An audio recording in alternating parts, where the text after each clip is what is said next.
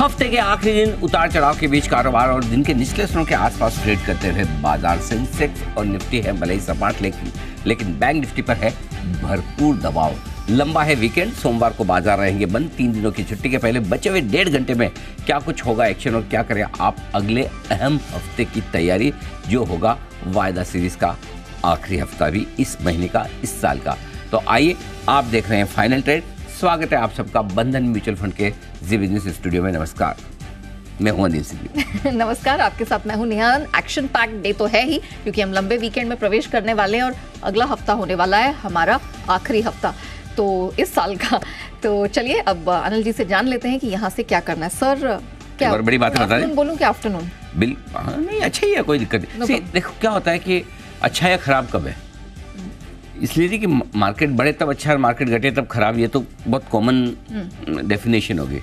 मेरे हिसाब से अच्छा और खराब तब है कि जब जैसा सोचे वैसा मार्केट बिहेव करे तो वो मार्केट अच्छा, जैसा सोचे वैसा बिहेव करे ना करे तो खराब। मतलब जिस लेवल पर आप उम्मीद करो कि रुकेगा वहाँ रुके, वहाँ से घूमे तो अच्छा है। जिस लेवल पर सपोर्ट लेगा, जिस लेवल पर अटकेगा, जिस डायरेक्शन में ट्रेड करेगा, सो आई थिंक उस हिसाब से आप वेरी गुड आफ्टरनून भी बोल सकते हैं। चलिए, very good afternoon to you sir.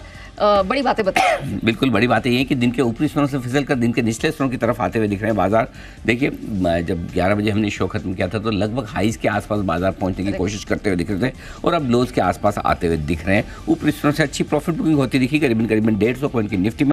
Bank Nifty 48,000 के पार निकलकर वापस से नीचे आता हुआ दिखा है। अब 47,500, तो ऊपरी स्तरों से करीबन 600 पॉइंट बैंक निफ्टी फिसला है और लगभग 150 point Nifty. Mid cap small cap share, यहाँ कोई गिरावट थमने और संकेत ऐसे कमजोरी का दूर दूर तक है नहीं। हाँ, थोड़ी बहुत प्रॉफिट बुकिंग यहाँ भी आई है, लेकिन अब भी है हरे निशान में। रियल एस्टेट, ऑटो, मेटल और फार्मा ये बड़ी खरीदारी के मूड में आज आपको नजर आएंगे। कमजोरी अगर थोड़ी बहुत हो रही है तो 2 वजह से, एक लंबा वीकेंड और दूसरा डाउ फ्यूचर्स ये सपोर्ट नहीं करते दिख रहे हैं। 150 पॉइंट नीचे है डाउ फ्यूचर्स, 125 पॉइंट इसका असर है।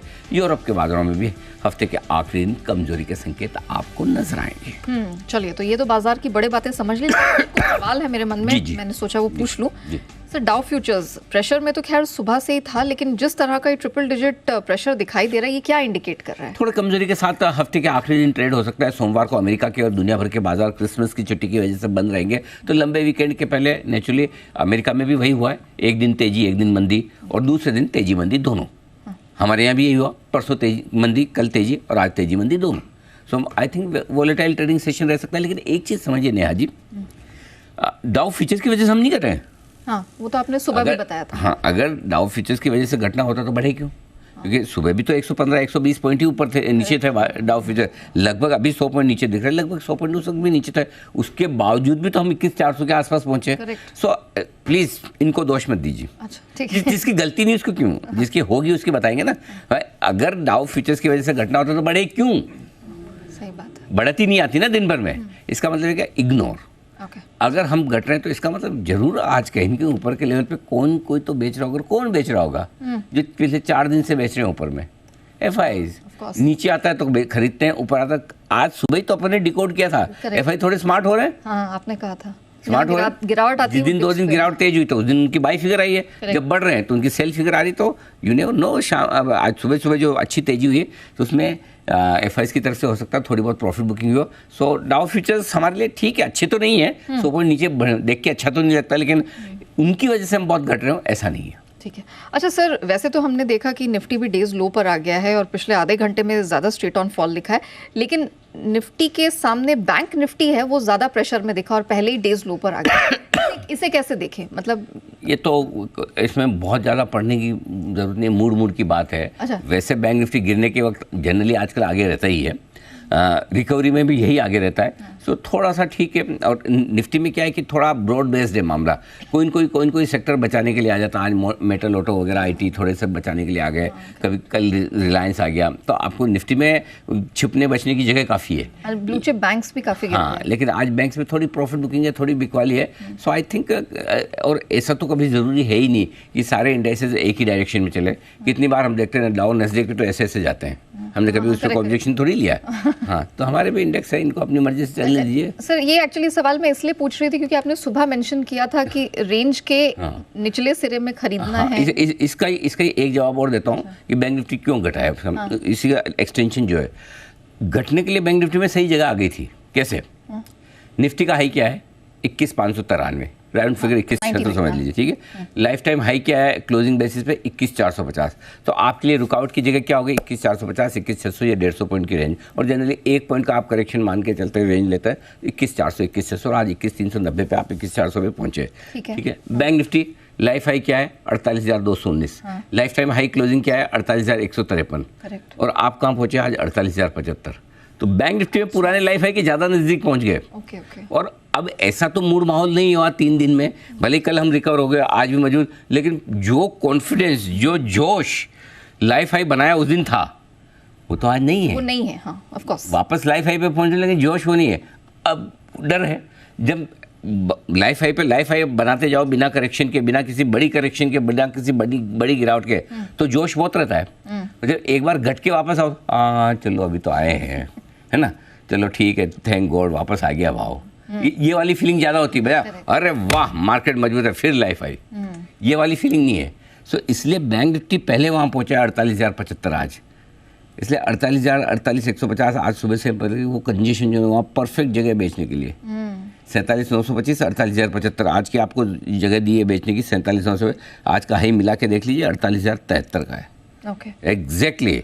Bank Nifty is very obedient. Okay, तो सर क्या माने, जब आपने कहा था कि दोनों तरफ के मौके मिलेंगे, आपने कहा था bank Nifty wait and watch करेंगे, निफ्टी दोनों तरफ के मौके मिलेंगे, तो क्या ये सेकंड हाफ दूसरे साइड के मौके का है? 100%। अच्छा, मैंने आपको सुबह एक चीज़ और बोली थी, देखो मार्केट जब ऊपर जाएगा आपकी मन नहीं करेगा बेचने का, आपको ऐसा लगेगा कि यार ये तो और बढ़ने वाला, और भागेगा और भागेगा, नहीं बेचूंगा, क्या बेचना है, नीचे आएगा लेने का मन नहीं करेगा। बात हुई थी 21,400 में किसी ने नहीं बेचेगा, मैं गारंटी से बोलता हूँ 48,000 में कोई नहीं बेचेगा, क्योंकि उस वक्त सब अच्छा लगता है, अभी सबको खराब लगेगा। अब लेने का टाइम आ रहा है, आने दीजिए थोड़ा सा नीचे। आज 21,250 लो मेरे लिए 21,150, 21,200 परफेक्ट जोन है एंट्री करने के लिए। और बैंक निफ्टी के लिए जिसको ज़्यादा डर लग रहा हो, नोट करिए 47,450, 47,650 ये बाय जोन है। अच्छा, हाँ 650 में ले लिया, कोई टेंशन नहीं है, उसके ऊपर दिखेगा। अभी 450, हाँ अभी बाय जोन में 450 आया तो और लीजिए, 47,200 आएगा तो और लीजिएगा, ठीक है। हाँ अब लेने की जगह, अब बेचने की जगह नहीं, वापस आने दो 47,850, वहाँ पे थैंक यू करना। अच्छा, हाँ आने दीजिए। तो नीचे में लेने में डरो मत, ऊपर में बेचने में डरो मत। उल्टा करोगे तो फिर आपकी मर्जी भाई साहब, दोनों तरफ के पैसे लगेंगे, फिर मुझे मत बोलना। मैं सुबह भी बोला था जब आएगा ऊपर 21,400 आएगा, आपसे नहीं बेचा जाएगा, लगेगा और लूँ और लूँ और लूँ। अब सबको लगता है गलत तो नहीं कर दिया, सुबह गलत ले गया, अब और बेचूँ। और यही काम आपका 31 दिसंबर तक चलने वाला है। और इसलिए हमने 2 दिन की छुट्टी रखी, 30 और 31 की, ताकि 2 दिन आपके प्रॉब्लम कम रहे, इसीलिए मंडे की भी छुट्टी रखी। तो अगले हफ्ते 4 दिन इस तरह का झेलना है, यही रहने वाला है मार्केट में अगले 3-4 दिन। तो सर जब आप कह रहे हैं कि बैंक निफ्टी यहाँ बाइंग लेवल है, तो अभी लॉन्ग वीकेंड पे क्या करें अगले 1.5 घंटे में? हाँ इस रेंज में आने दीजिए, 21,150, 21,200 आता है तो वहाँ पे खरीदिए, और ऊपर पहले 400 के आसपास आ जाए तो प्रॉफिट बुक करके वापस इंतजार कर लीजिए। सेम बैंक निफ्टी में 47,650, 47,450 दोनों बाय लेवल है, दोनों पे लीजिए। और ऊपर में 47,750, 850 की रेंज में पहले आए, वहाँ पर थोड़ा प्रॉफिट बुक कीजिए, 48,000 आए तो और शॉर्ट भी कीजिए। अच्छा, हाँ बस लेवल्स। आज सुबह एक और चीज़, लेवल बीच में कुछ उछल कूद मत करो। हाँ करेक्ट, आपने कहा था सैक्रोसैंट लेवल्स हैं वो, बिल्कुल मिलेगा लेवल वहीं पे करना है, बीच में करोगे तो फिर कुछ नहीं, इधर उधर ये लेवल आया वो आया, फिर वो इंतजार करते रहो। अपना लेवल आने दो, अभी भी कुछ नहीं करना, 1.5 घंटा जो लेवल पहले आए उसका उल्टा करना है, नीचे आएगा तो लेना है, ऊपर आएगा तो देना है, बस आराम से। ट्यूसडे के लिए कोई तैयारी? ट्यूसडे के लिए मैं पूरी कोशिश करूंगा जोर लगा के अपने आप को, दिल को, दिमाग को और शरीर को मजबूत करके ऑफिस आऊँगा। 3 दिन की छुट्टी के बाद किसका काम करने का मन करता है ना? बताएंगे हम। यही मेरी तैयारी है अभी, बाकी देखेंगे ट्यूसडे का, अभी 1.5 घंटा तो निकालो, 3:20 की स्ट्रेटजी में देखेंगे। ओके चलिए ठीक है, तो सर ने आपको बता दिया कि अभी इस वक्त आपको क्या करना है प्रिसाइजली, और वो पॉइंट्स को प्लीज़ नोट करके रखिएगा, इधर उधर करेंगे तो नुकसान आप ही का है। लेकिन आइए, हमारी रिसर्च टीम भी हमारे साथ जुड़ चुकी है, कुशल नुपुर दोनों हैं पूरी डिटेल्स लेकर। Good afternoon. चलिए कुशल, आपके साथ करते हैं शुरुआत। एक लंबे वीकेंड में प्रवेश कर रहे हैं, लेकिन कौन कौन से इवेंट्स हैं जहां रखनी है नजर? कुशल का मेरे को एक चीज़ और है, जब से कुशल ने क्रिकेट का अपडेट देना बंद किया तब से टीम थोड़ी लड़खड़ा रही है हमारी, उतनी अच्छी परफॉर्मेंस नहीं आ पा रही। जीत भी रहे तो कम कॉन्फिडेंस से जीत रहे हैं, और मतलब हार भी रहे बीच में। कुशल ऐसा क्यों? सर ऐसा नहीं है, क्योंकि इसके पहले भी जब ऐसे अपडेट जब नहीं दिया था जिस दिन, उस दिन बहुत अच्छे से जीती भी थी। अच्छा ऐसा भी हुआ। बाहर भेज दें क्या? मेरा तो इंटेंशन डिफरेंट ही है सर। ओके, मुझे ऐसा लगा कि शायद आपका अपडेट नहीं देने की वजह से परफॉर्मेंस पे असर पड़ रहा हो, ऐसा तो नहीं है? नहीं ऐसा नहीं है सर, नहीं दूंगा तो आई थिंक शायद ज़्यादा परफॉर्म कर। अच्छा, हाँ, ये बचने की जो कोशिश है तुम्हारी नाकामयाब रही। बताइए। चलिए, तो आज के लिए आरबीआई मॉनेटरी पॉलिसी जो होती हुई दिखी थी उसके मिनट्स जारी होते हुए नजर आएंगे। साथ ही यूपीएल, जेके टायर, एनएचपीसी पर फोकस रखिए। फंड जुटाने पर यूपीएल बोर्ड बैठक करेगा। जेके टायर क्यूआईपी के इशू प्राइस तय करने पर विचार होगा और साथ ही एनएचपीसी कैपेक्स की फंडिंग पर कंपनी बोर्ड बैठक करेगी। एसआईएस का बाईबैक भी बंद होता हुआ दिखेगा और साथ ही आज़ाद इंजीनियरिंग इसका आईपीओ भी आज इसका आखिरी दिन है सब्सक्राइब करने के लिए। सॉवरिन गोल्ड बॉन्ड सीरीज 3 जो है वो भी सब्सक्रिप्शन के लिए आज फाइनल डेट है और साथ ही यूके के जो बाजार है आज यहाँ पर अर्ली क्लोज है क्रिसमस के मौके पर। जहाँ तक सोमवार का सवाल है, भारत समेत यूएस, हांगकांग और यूके के बाजार भी क्रिसमस के मौके पर बंद रहने वाले हैं। मंगलवार के दिन अदानी ग्रीन एनर्जी फंड जुटाने पर बोर्ड बैठक करेगा। साथ ही लॉयड इंजीनियरिंग वर्क्स यहाँ पर इनका राइट्स इशू खुलता हुआ दिखेगा। साथ ही IREDA 50% IPO anchor lock in 30 दिनों का इसका खत्म हो जाएगा और 50% आईपीओ एंकर लॉक इन 90 दिन का। यात्रा online, signature global, Sai silks, Manoj Vaibhav James and jewellers, JSW infrastructure के भी खत्म होते हुए दिखेंगे। मिसेस बेक्टर्स 3 साल का लॉक इन 20% शेयरों पर भी खत्म हो जाएगा। आईपीओ के लिस्टिंग के लिहाज से 3 आईपीओ लिस्ट होंगे, मुथूट माइक्रो फाइनेंस, सूरज स्टेट डेवलपर्स और मोती सन्स ज्वेलर्स। इनोवा कैपटैप का आईपीओ 26 तारीख को बंद हो जाएगा। भारत बनाम साउथ अफ्रीका फर्स्ट टेस्ट ये भी शुरू होता हुआ दिखेगा 26 तारीख से ही। और ग्लोबल इवेंट के लिहाज से यूके के बाजार बंद रहने वाले हैं, हांगकांग में भी ट्रेडिंग हॉलीडे है और यूएस के लिहाज से अक्टूबर महीने का जो उनका हाउस प्राइस इंडेक्स है वो भी आपके सामने आएगा। चलिए, तो ये घरेलू और अंतर्राष्ट्रीय बाजार के कुछ ट्रिगर पॉइंट्स हैं जिन पर आपको रखनी है नजर। नुपुर, अब आपकी बारी आती है, बताइए खबरों के दम पर कहाँ का एक्शन है?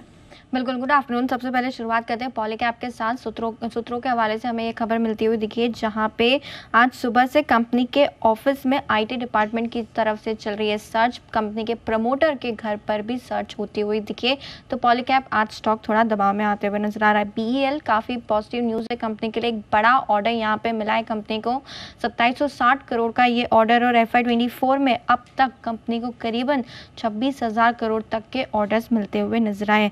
SBI पर फोकस करके चलना है। वर्ल्ड बैंक के साथ लाइन ऑफ क्रेडिट साइन किया है, $16.5 करोड़ का ये लाइन ऑफ क्रेडिट, तो SBI भी आज फोकस में। शारदा एनर्जी, जहां पे आयन और पैलेट प्लांट की क्षमता बढ़ाने को अब मिली है मंजूरी। छत्तीसगढ़ एनवायरमेंट कंजर्वेशन बोर्ड की तरफ से क्षमता विस्तार को अब मंजूरी मिल चुकी है। पतंजलि फूड्स और दानी विलमार भी आज फोकस में, क्योंकि सरकार ने कम इंपोर्ट टैक्स पर खाद्य तेल इंपोर्ट को दे दी है मंजूरी। मार्च 2025 तक कम इंपोर्ट टैक्स पर इंपोर्ट को अब मिल चुकी है मंजूरी, तो कब जो इंपोर्ट टैक्स होगा वो कम लगता हुआ दिखेगा। लुपिन और सनोफी पर भी आज फोकस करके चलना है, क्योंकि सनोफी के साथ एसेट परचेज करार कंपनी ने किया है। सब्सिडी प्रोडक्ट पोर्टफोलियो का अधिग्रहण करेगी लुपिन, 1 करोड़ यूरो में पोर्टफोलियो का अधिग्रहण किया जाएगा, तो लुपिन और सनोफी दोनों ही आज फोकस में। गोदावरी पावर एंड स्पार्ट, जहाँ पे छत्तीसगढ़ प्लांट को क्षमता बढ़ाने को मिल चुकी है मंजूरी, तो एक्सपेंशन को लेकर यहाँ पे पॉजिटिव न्यूज़ आती हुई दिखी है कंपनी की तरफ से। पेटीएम, जहाँ पे SVF इंडिया ने 2% हिस्सेदारी बेची है, 14 जुलाई से 18 दिसंबर के बीच अपनी हिस्सेदारी घटाई है। अब हिस्सेदारी 9% से घट के 7% पहुंचते हुए दिखी है। और सुबह से 3 स्टॉक में ब्लॉक डील्स हुई है। Sansera engineering 11 lakh shares, IRFC 84 lakh shares और IIFL फाइनेंस यहाँ पे करीबन 6.5% इक्विटी का एक्सचेंज हुआ है और करीबन 2 करोड़ शेयर्स एक्सचेंज हुए सुबह से, तो स्टॉक थोड़ा दबाव में। ओके, ये है सारी की सारी खबरें जिन पर दिखेगा आपको भरपूर एक्शन। इसी एक्शन को बढ़ाने के लिए एक्सपर्ट का सबसे बड़ा और सबसे बेहतर पैनल आपकी स्क्रीन पर आता हुआ दिख रहा है, जिसमें सिर्फ एक नाम मिसिंग है, कुणाल जी।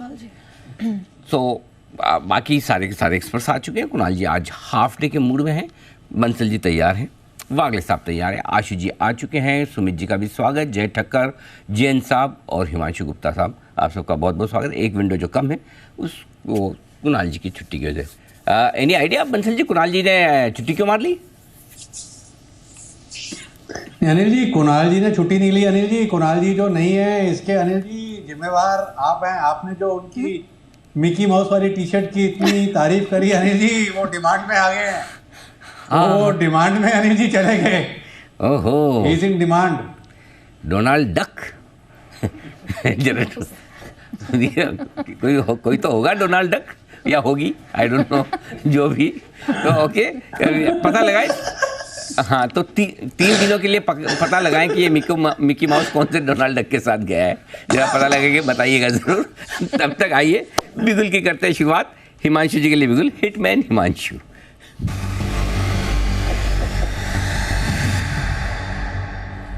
बताएं सर।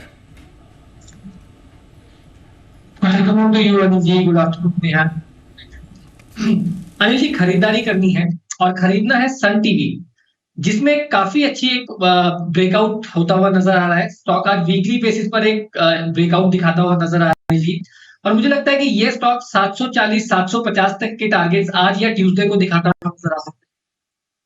अनिल जी, डेटा पॉइंट एक डिस्कस करना चाहूंगा कि एक्सपायरी के वीक में स्टॉक 720 725 के ऊपर निकल रहा है और अक्रॉस 760 780 तक की स्ट्राइक की कॉल में दिसंबर एक्सपायरी में क्लियर अनवाइंडिंग है।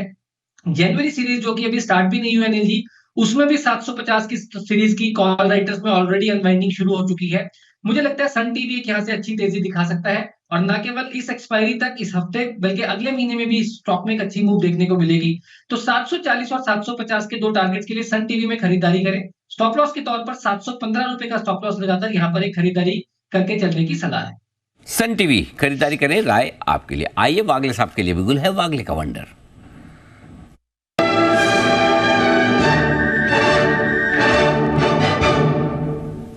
बताएं वागले साहब। आफ्टरनून नया जी, गुड आफ्टरनून। अनिल जी, एक स्टॉक आया है जो मैं पहले काफ़ी बार कवर कर चुका हूं, लेकिन पिछले लगभग साल भर मैंने ये स्टॉक मेरे ऑफ रेडर गया था, थोड़ा सा इलिक्विड है, लेकिन आज का पैटर्न क्लियर है। स्टॉक का नाम है क्यूमिंस। 2018-2017 का भाव है। आपको थोड़ा सा पोजिशनल व्यू लेना है, 3 से 4 दिन का व्यू लेंगे तो बेटर होगा। 30 रुपये नीचे स्टॉप लॉस होना चाहिए, 1990 के आसपास का, उसके नीचे का। और मुझे लगता है 2100-2120 तक आपको ये 3 से 4 दिनों में ये मूव दे सकता है। 4 से 5%, 6% की मूव हो सकती है। और ये 3 से 4 दिनों का व्यू है, ये डे ट्रेडिंग के हिसाब से ना लें। पोजिशनल खरीदे आप क्यूमिंस में। जय ठक्कर के लिए जय का jackpot.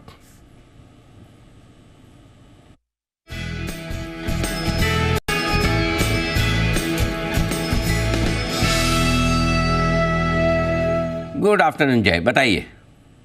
Good afternoon to you Anil ji, very good afternoon to you Neha ji. Anil ji, बेचना है मैरिको का जैन फ्यूचर्स। ये आपको मिलेगा अभी 528 रुपये 65 पैसे के आसपास, 528 तक भी बेच सकते हैं। इसको बेचे। इसका स्टॉप लॉस अनिल जी रहेगा 542 का, 542 के एक स्टॉप लॉस के साथ मैरिको फ्यूचर्स को बेचना है आपको, जैन फ्यूचर्स। मुझे ऐसा लग रहा है कि इसमें प्रीवियस लोज ब्रेक होने के चांसेस अनिल जी काफ़ी अच्छे हैं। अब जो प्रीवियस लोज थे वो तो मैं कहूँ तो लगभग 521 के थे, वो ब्रेक होगा और वो ब्रेक होते ही मल्टीपल सपोर्ट लेवल्स वहाँ पे ब्रेक होंगे और जो गैप एरिया है 508 के आसपास का, वो रिफिल होगा। So gap will be filled on Marico. 508 levels are expected. पहला टारगेट वो रहेगा, दूसरा टारगेट रहेगा 490 का। सो 508, 490 ये 2 पोजिशनल टारगेट्स के लिए जैन फ्यूचर्स को बेचना है। ये जो पूरी राइज अनिल जी में देखने मिली, मैरिको में बाउंस बैक देखने मिला 521 रुपये से लेकर 558 तक। That's a corrective move, impulsive नहीं है, करेक्टिव है, तो प्रीवियस लोज ब्रेक होने के चांसेस इसलिए ज़्यादा है। ये है राय आपके लिए। मैरिको का जनवरी का फ्यूचर बेचे, इसी के लेवल्स आपको दिए 508 490 के बड़े टारगेट के लिए। आइए निफ्टी के निशानेबाज नितिन मुरार का हमारे साथ तैयार है। उसके बाद सुमित जी और बंसल जी भी हैं कतार में।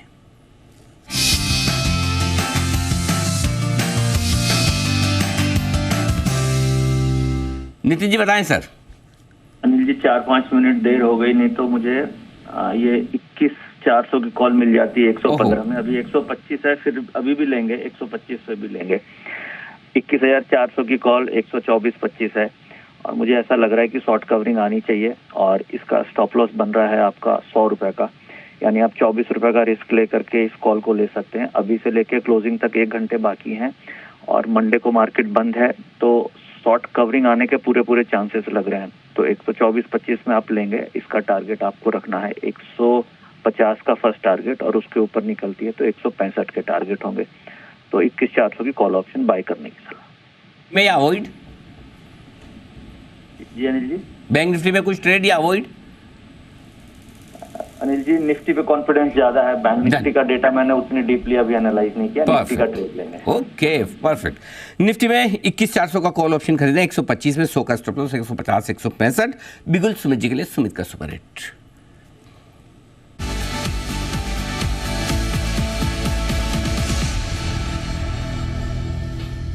बताएं सुमित जी।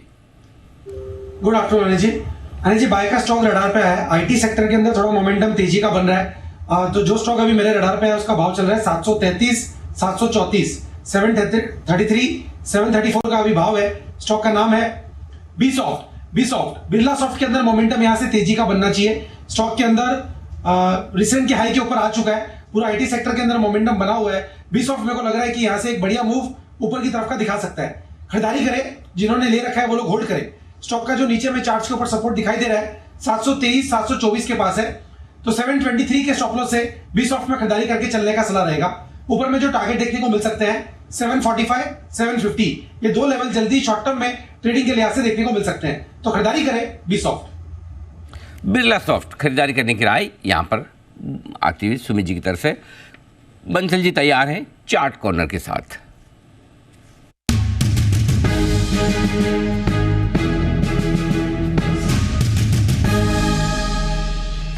बताएं sir.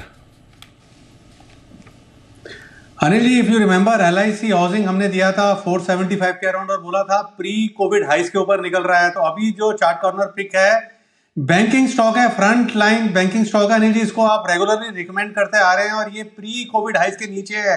One of the only मतलब कि बैंकिंग काउंटर है फ्रंट लाइन जो प्री कोविड हाइस के नीचे चल रहा है और प्री कोविड हाइस के ऊपर ब्रेकआउट लेने की तैयारी कर रहा है। स्टॉक है इंडसइंड बैंक कि डिलीवरी में खरीदारी की राय है 1573, 1575 के अराउंड चल रहा है। कैश में इसको डिलीवरी लेके खरीदें। 1525, 1525 का क्लोजिंग बेसिस का स्टॉप लॉस लगाया है। एक बड़ा मूव दिखाएगा ये आने वाले महीने के अंदर। 1775 के टारगेट के लिए 1775 के एक मुश्त टारगेट के लिए इंडसइंड बैंक पर एक ओवरवेट खरीदारी की राय है। ये है चार्ट कॉर्नर पिक। और अनिल जी 3 बजे का समय अनिल जी रिजर्व करना चाह रहा हूँ। कुणाल जी है नहीं तो पूरा मतलब कि power of attorney Anil ji pick of the series दूंगा 3 बजे, तो उसका समय अनिल जी मेरा रिजर्व कर दीजिए प्लीज। सीरीज अभी तो पिक ऑफ द वीक लेनी बाकी है अगले हफ्ते की। अभी आपको पता है ना अगले गुरुवार को एक्सपायरी, बहुत टाइम है। नई सीरीज नए साल में शुरू होगी 2 जनवरी को। फ्रीडम है नहीं अनिल जी, स्टॉक ऐसा है कि वो पिक ऑफ द सीरीज के लिए क्वालिफाई करता है। अच्छा। मैं लाइफ टाइम हाई का प्रबल दावेदार है। I am married to the ongoing chart pattern और लेस वोलेटाइल है। इतना कुछ बता दिया है हिमांशु जी, आपके रडार पर आए बाकी तो सब छोड़ देना दो मेरे लिए। हम तो बाकी सब छोड़ दो। जब आप ये बोलते हो I am married to particular pattern, हम तो उसी लाइन में हम सोचते जाने दो। बंसल जी की भावनाओं के साथ क्या खेलना। अगर आपकी इतनी स्ट्रॉन्ग इमोशंस जुड़ी है इस पैटर्न और इस स्टॉक के साथ, तो आप कभी भी कुछ भी दो सर, हम तो एक्सेप्ट कर लेंगे, कोई दिक्कत नहीं। क्यों आशु सर बताएं, और साथ में आशु सर बताएं आपकी राय भी, मार्केट पर भी जरा व्यू बताइए। अनिल जी देखिए मार्केट की जो वॉलेटिलिटी है उस दिन आप अच्छे से वो विश्लेषण कर रहे थे कि 4-5 रीजन मार्केट में है। तो अनिल जी वो बिल्कुल 4-5 रीजन सब चल रहे थे और बल्कि लोगों ने तो मतलब और मजाक में 1-2 और ऐड कर दिए। बट मैं फिर कह रहा हूँ अनिल जी जो रीजन है मतलब ये अनिल जी वीकली एक्सपायरी है, मंथली एक्सपायरी है, ईयरली एक्सपायरी है। इस एक्सपायरी पे अनिल जी जो पर्टिकुलरली राउंड फिगर्स पे 20,000 पे 20,500 पे ये अनिल जी जो लॉन्ग डेटेड ऑप्शंस हैं जो साल 6-6 महीने वाले में भी काम करते हैं अनिल जी, वो सारी ये जो जनवरी ये दिसंबर की एक्सपायरी है इसमें होनी है। तो बहुत ज्यादा उथल पुथल होनी है। और अनिल जी जिसको भी मैं स्मार्ट मनी बोलता हूँ, आज अभी आपने FIs बोला कि जब वो खराब मार्केट था तो लेके गए, जब ऊपर था तो आज उन्होंने थोड़ा सा बेचा है। तो अनिल जी ये सब बहुत वॉलेटाइल रहेगा। और दूसरी चीज अनिल जी जो मैंने एक और चीज बताई थी वो बिल्कुल कि इतनी भयंकर कॉम्प्लिसेंसी पुट सेलर्स की थी कि मतलब मार्केट ने तो ऊपर जाना ही है तो पुट के पैसे आएंगे। तो अनिल जी उसको एक बहुत बड़ा झटका लगा, उसके बाद फिर रिवर्सल आया। और तीसरी चीज अनिल जी जो एक साइकोलॉजी होती है ना ऑप्शन सेलर की, ऑप्शन सेलर को ऑप्शन सेलिंग करके ही पैसे बनाना है। अगर वो पुट को लॉस हो रहा है तो वो नीचे शिफ्ट करेगा, जब वो भी नहीं चलता तो वो सोचता है कि कॉल बेचूं। तो अनिल जी ऐसी सिचुएशन में भी जो स्मार्ट मनी है दोनों तरफ मारती है। तो अनिल जी अगले 3 दिन भी मुझे लगता है कि वॉलेटिलिटी कंटिन्यू रहेगी। आज भी आप देखिए 200 पॉइंट की इंट्राडे मूवमेंट निफ्टी में जिस तरह से हो रही है, मतलब एक बार लगता है कि 21,400 क्रॉस कर गया तो अगला 21,600 क्रॉस कर गया तो 22,000 भी है और ये लेवल इंटैक्ट है अनिल जी। और ये अगले हफ्ते में भी कुछ भी बहुत कुछ हो सकता है कि मतलब हम 150-200 पॉइंट गैप अप भी खुल सकते हैं ट्यूसडे को। तो अनिल जी उसके लिए एक निफ्टी का मेरा स्प्रेड है कि कैलकुलेटिव मूव लेनी है।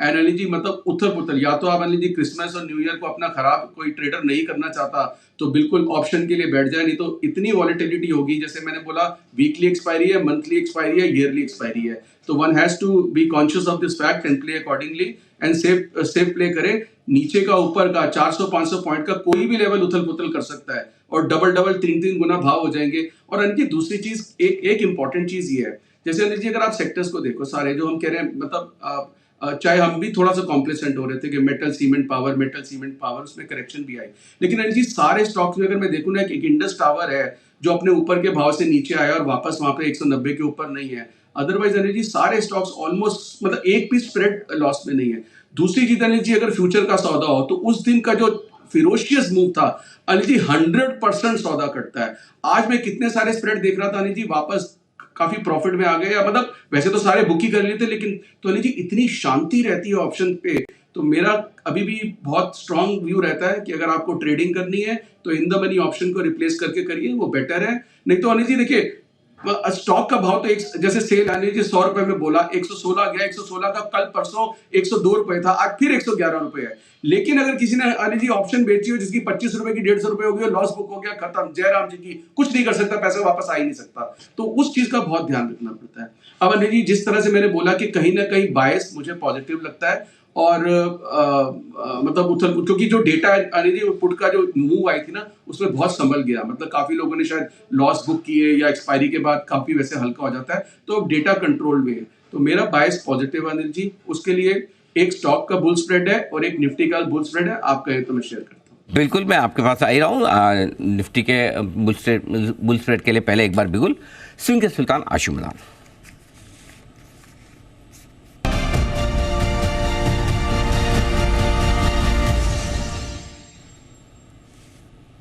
बनाए सर। अनिल जी मुझे 21,300 की कॉल लेनी है और 21,550 की 2 कॉल बेचनी है। अभी अनिल जी मैं नितिन को भी सुन रहा था, वो शॉर्ट कवरिंग बोल रहा था, शॉर्ट कवरिंग हो या कुछ भी हो लास्ट 1 घंटे में तेजी आ सकती है। मैं 21,400 की नहीं लूंगा अनिल जी, मैं और इन द मनी लूंगा 21,300 की, क्योंकि मुझे वो गामा अपने फेवर में प्ले करना है और ऊपर की जो बेचनी है अनिल जी वो थीटा के लिए बेचनी है, कॉस्ट के लिए बेचनी है। तो अनिल जी इसकी कॉस्ट थोड़ी हाई है, 21,300 की कॉल मैं एक लूंगा, 21,550 की 2 बेचूंगा, तो इसकी कॉस्ट आएगी अनिल जी 65 रुपीज। तो अनिल जी मैं ये 65 रुपीज अगले 3-4 दिन के लिए देने को तैयार हूँ। नीचे में अनिल जी 65 रुपीज, इतनी वॉलिटिलिटी है और इस वक्त विक्स भी हाई हो रही है, ऑप्शन के प्रीमियम दनादन मतलब कहीं टूटते ही नहीं है, तो कंट्रोल में रहेगा। ऊपर में मैं कहाँ सेफ हूँ 21,800 तक।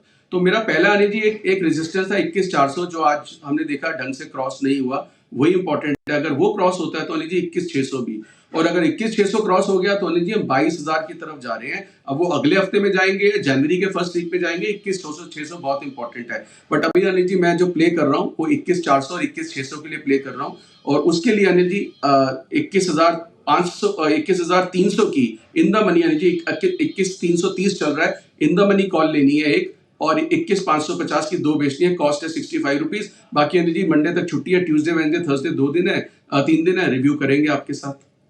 और अनिल जी एक स्टॉक का स्प्रेड है, अगर वो भी कहे तो। थोड़ी देर में आपके पास में एक बार जैन साहब से भी आधा घंटा हो गया, एक बार मुलाकात करनी जरूरी नहीं है। जैन साहब लंच के लिए निकल ना जाए, बोले टाइम लग ही रहा, तो जैन साहब बोलेंगे मैं लंच ही करा। जैन साहब आज है ना ये टेक्सटाइल स्टॉक्स में थोड़ी थोड़ी खरीदारी फिर से आती हुई दिखी है, निचले स्टोर से कई सारे टेक्सटाइल स्टॉक्स हैं जो रिकवर होते दिख रहे हैं। आपकी पसंद का शेयर बताएं, क्या खरीदना पसंद करेंगे? बिल्कुल, ये सेक्टर तो वैसे ही मेरा चहेता सेक्टर और अंडर परफॉर्मिंग सेक्टर है। तो जनरली देखिए नितिन स्पिनर तो एक हॉट फेवरेट रहा ही है मेरा हमेशा से। संगम है, संगम इंडिया काफी चल रहा है वापस से, हालांकि इसको मैंने ज्यादा रेकमेंड नहीं किया हुआ है। फिर सियाराम टेक्सटाइल्स मुझे बहुत बढ़िया लगता है, सियाराम सिल्क बहुत ही बढ़िया स्टॉक लगता है। फिर आपके देखिए ये जो अब एक बार जो होजेरी वाले स्टॉक्स है वो अंडर परफॉर्म कर रहे थे, तो हो सकता है कि वहां पे रूपा पे ध्यान दिया जा सकता है। लगता है कि वो भी एक अंडर परफॉर्म करके अब कंसोलिडेटेड हो रहा है, तो इस पे ध्यान दिया जाए।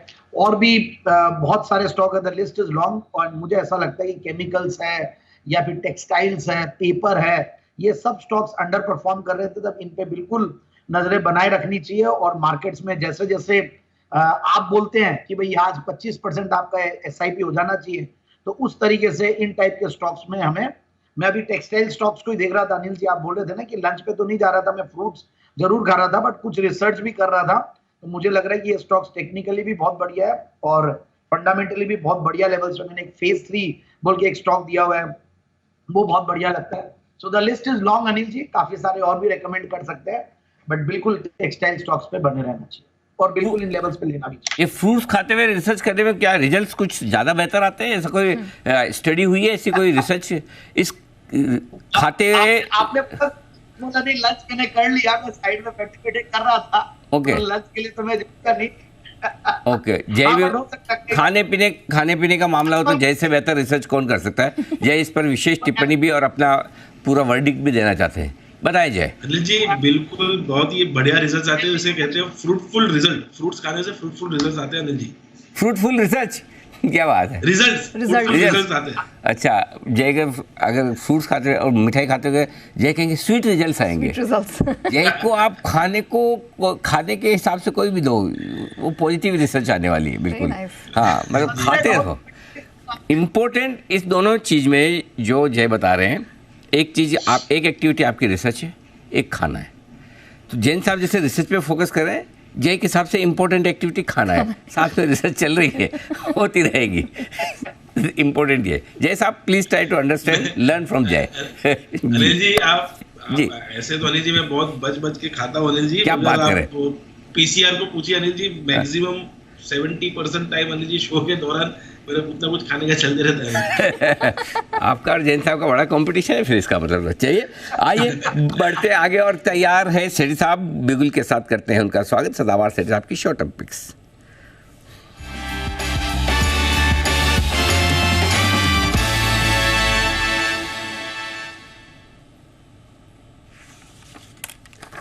सेठी साहब सुस्वागतम, बताएं सर आज की पहली पिक।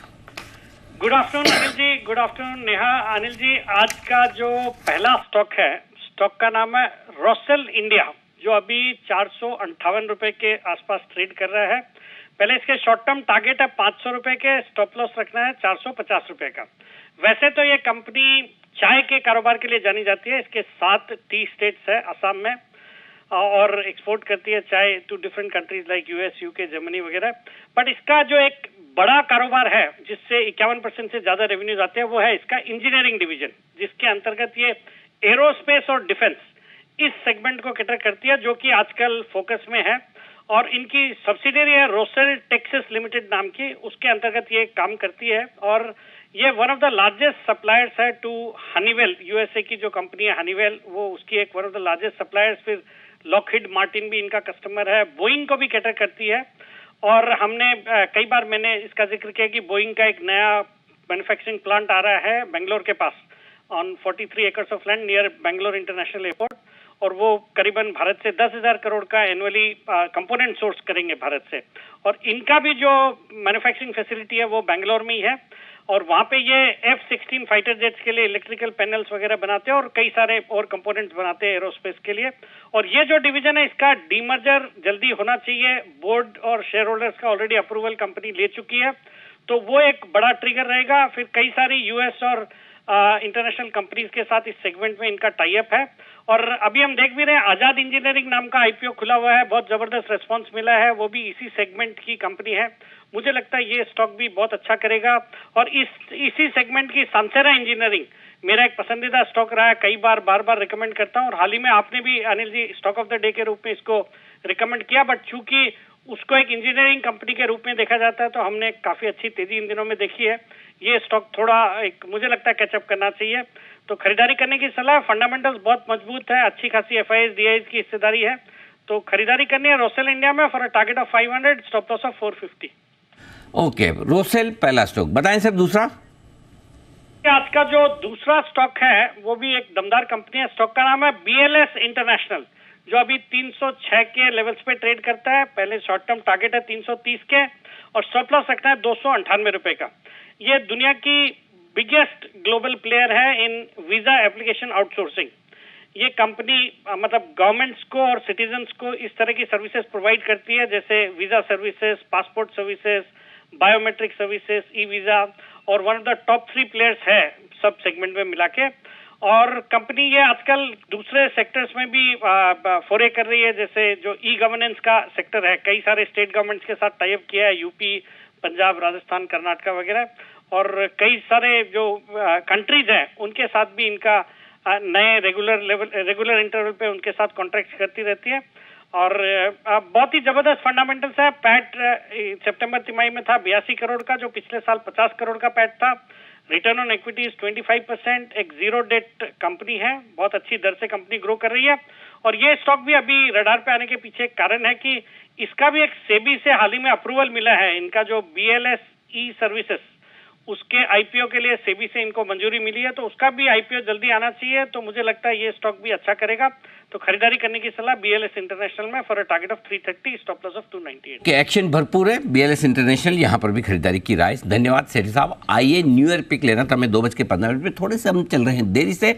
आनंद राठी स्टॉक ब्रोकर्स के मेहुल कोठारी साहब ने दी है new year pick.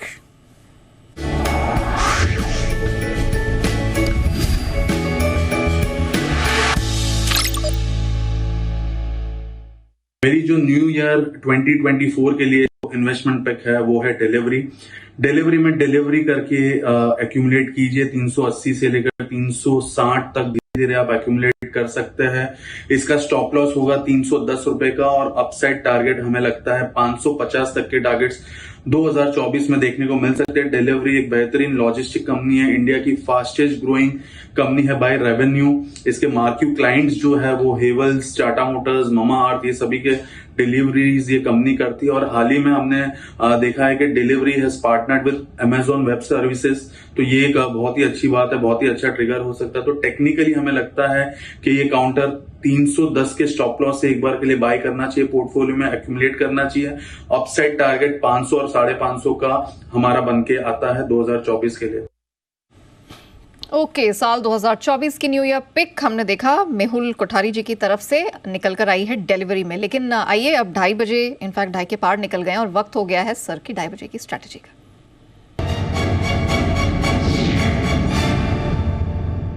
Sir, Nifty ने दिखाई है रिकवरी, 21,340 के पास है इस समय। बैंक निफ्टी 255 पॉइंट्स नीचे है। डाउ फ्यूचर्स हम देख रहे हैं 116 अंक नीचे है, मतलब बहुत ज़्यादा यहाँ गिरावट ऐसे कोई गहराई नहीं है। नास्डैक फ्यूचर्स भी वीक है, 50 पॉइंट्स के नीचे की ही गिरावट यहाँ दिख रही है।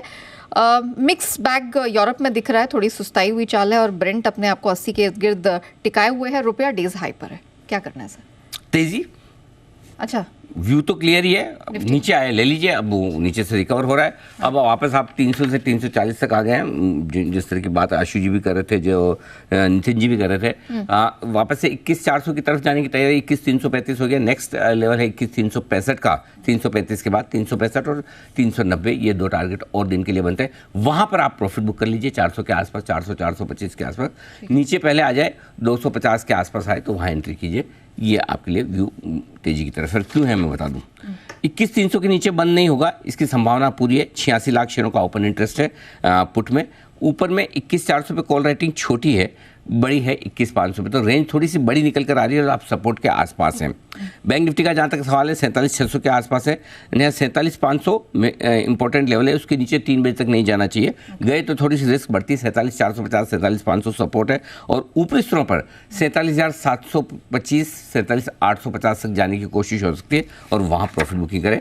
खरीदने का मन करे तो निफ्टी खरीदना है, और अगर बहुत मन करे कि मैं तो बेचूंगा भी, तो फिर बैंक निफ्टी। ठीक है, दोनों अलग अलग रखें आपकी सुविधा के लिए। ओके, तो चिंता न करें, खरीदने का भी मौका है, बेचने का भी, बस खरीदें निफ्टी, और बेचने की अगर इच्छा करें तो सर ने जैसे बताया बैंक निफ्टी आप बेच के चल सकते हैं। ओके, चलिए अब एक बिगुल जय के लिए, जय का जैकपॉट।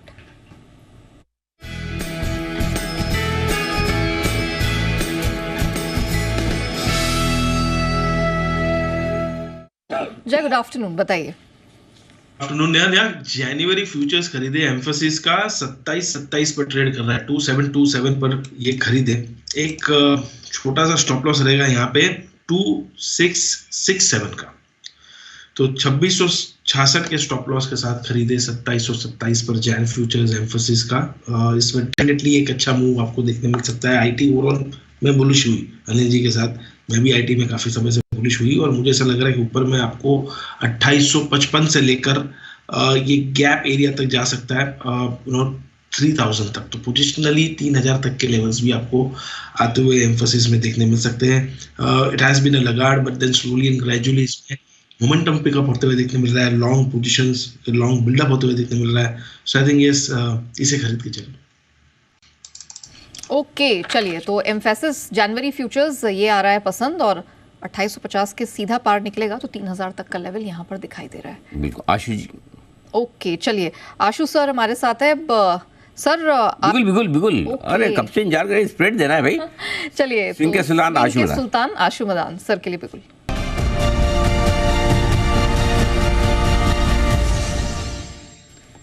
आशु सर, गुड आफ्टरनून, बताइए सर।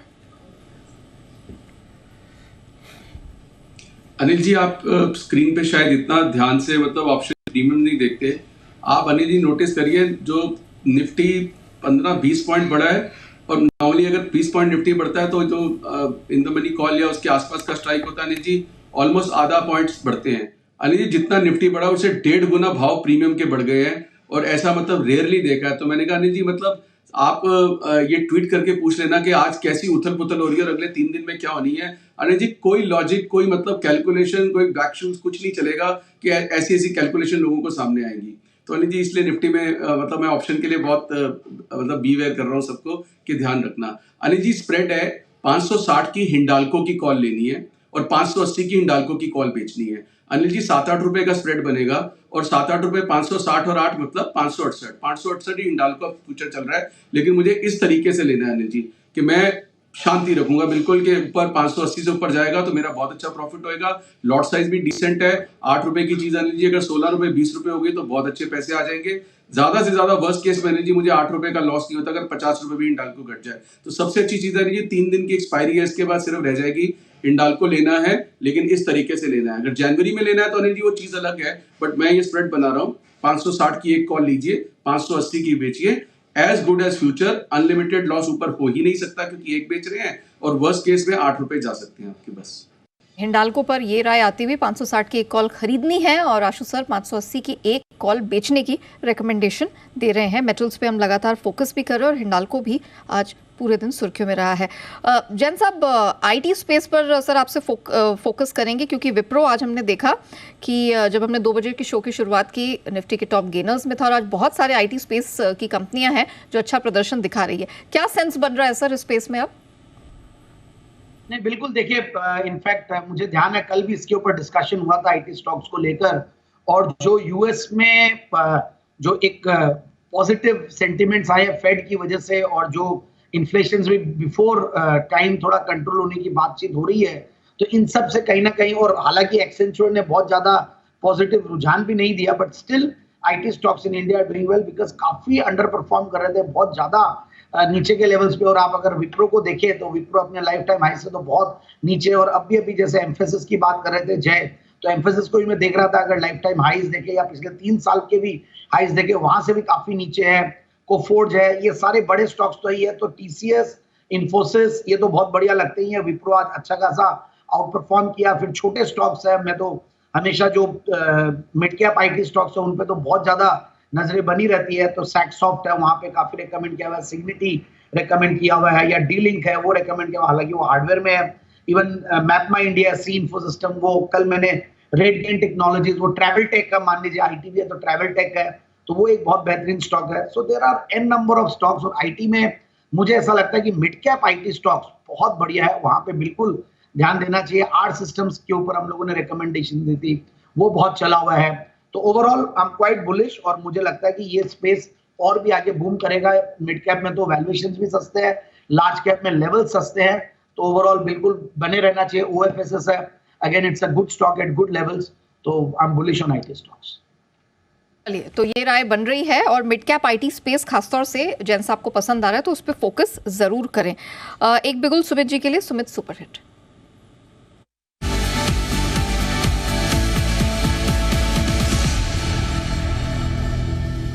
बताइए सुमित जी। एक बाय का स्टॉक अभी मेरे रडार पे आया है। स्टॉक का अभी भाव चल रहा है 706 रुपए, 707 रुपए। 706, 707 का अभी भाव है। स्टॉक का नाम है डीएलएफ। डीएलएफ के अंदर मोमेंटम तेजी का बना हुआ है। स्टॉक के अंदर छोटा मोटा डिप आता है, बट रिवर्सल बहुत स्ट्रॉन्ग आता है। अभी जो मूव देखने को मिल रहा है उसके अंदर पिछले 3 से 4 दिनों के हायर लेवल पे आ चुका है और परसों का जो फॉल था उसको भी एंगल्फ कर चुका है। तो डीएलएफ यहां से एक बढ़िया मूव ऊपर की तरफ का दिखाने को तैयार है। 698 700 ये अभी इमीडिएट ट्रेडिंग के लिहाज से नीचे में सपोर्ट बनेगा, तो 700 के नीचे का स्टॉप लॉस लगा के डीएलएफ में खरीदारी करके चलने का सलाह रहेगा। ऊपर में जो टारगेट देखने को मिल सकते हैं 716 का इसका पहला टारगेट होगा, 721 का इसका दूसरा टारगेट होगा। तो डीएलएफ में खरीदारी करें 700 के नीचे का स्टॉप लॉस लगा के 716 और 721 ये दोनों शॉर्ट टर्म के टारगेट है। टारगेट अचीव होने पे पोजीशन टारगेट और ऊपर के देखने को मिलेंगे। खरीदारी करें डीएलएफ में अच्छी खासी स्ट्रेंथ दिख रही है। 698 का स्टॉप लॉस, 716 721 का टारगेट ऊपर दिखाई दे रहा है। अब एक बिगुल जय के लिए कैश का ऑप्शन।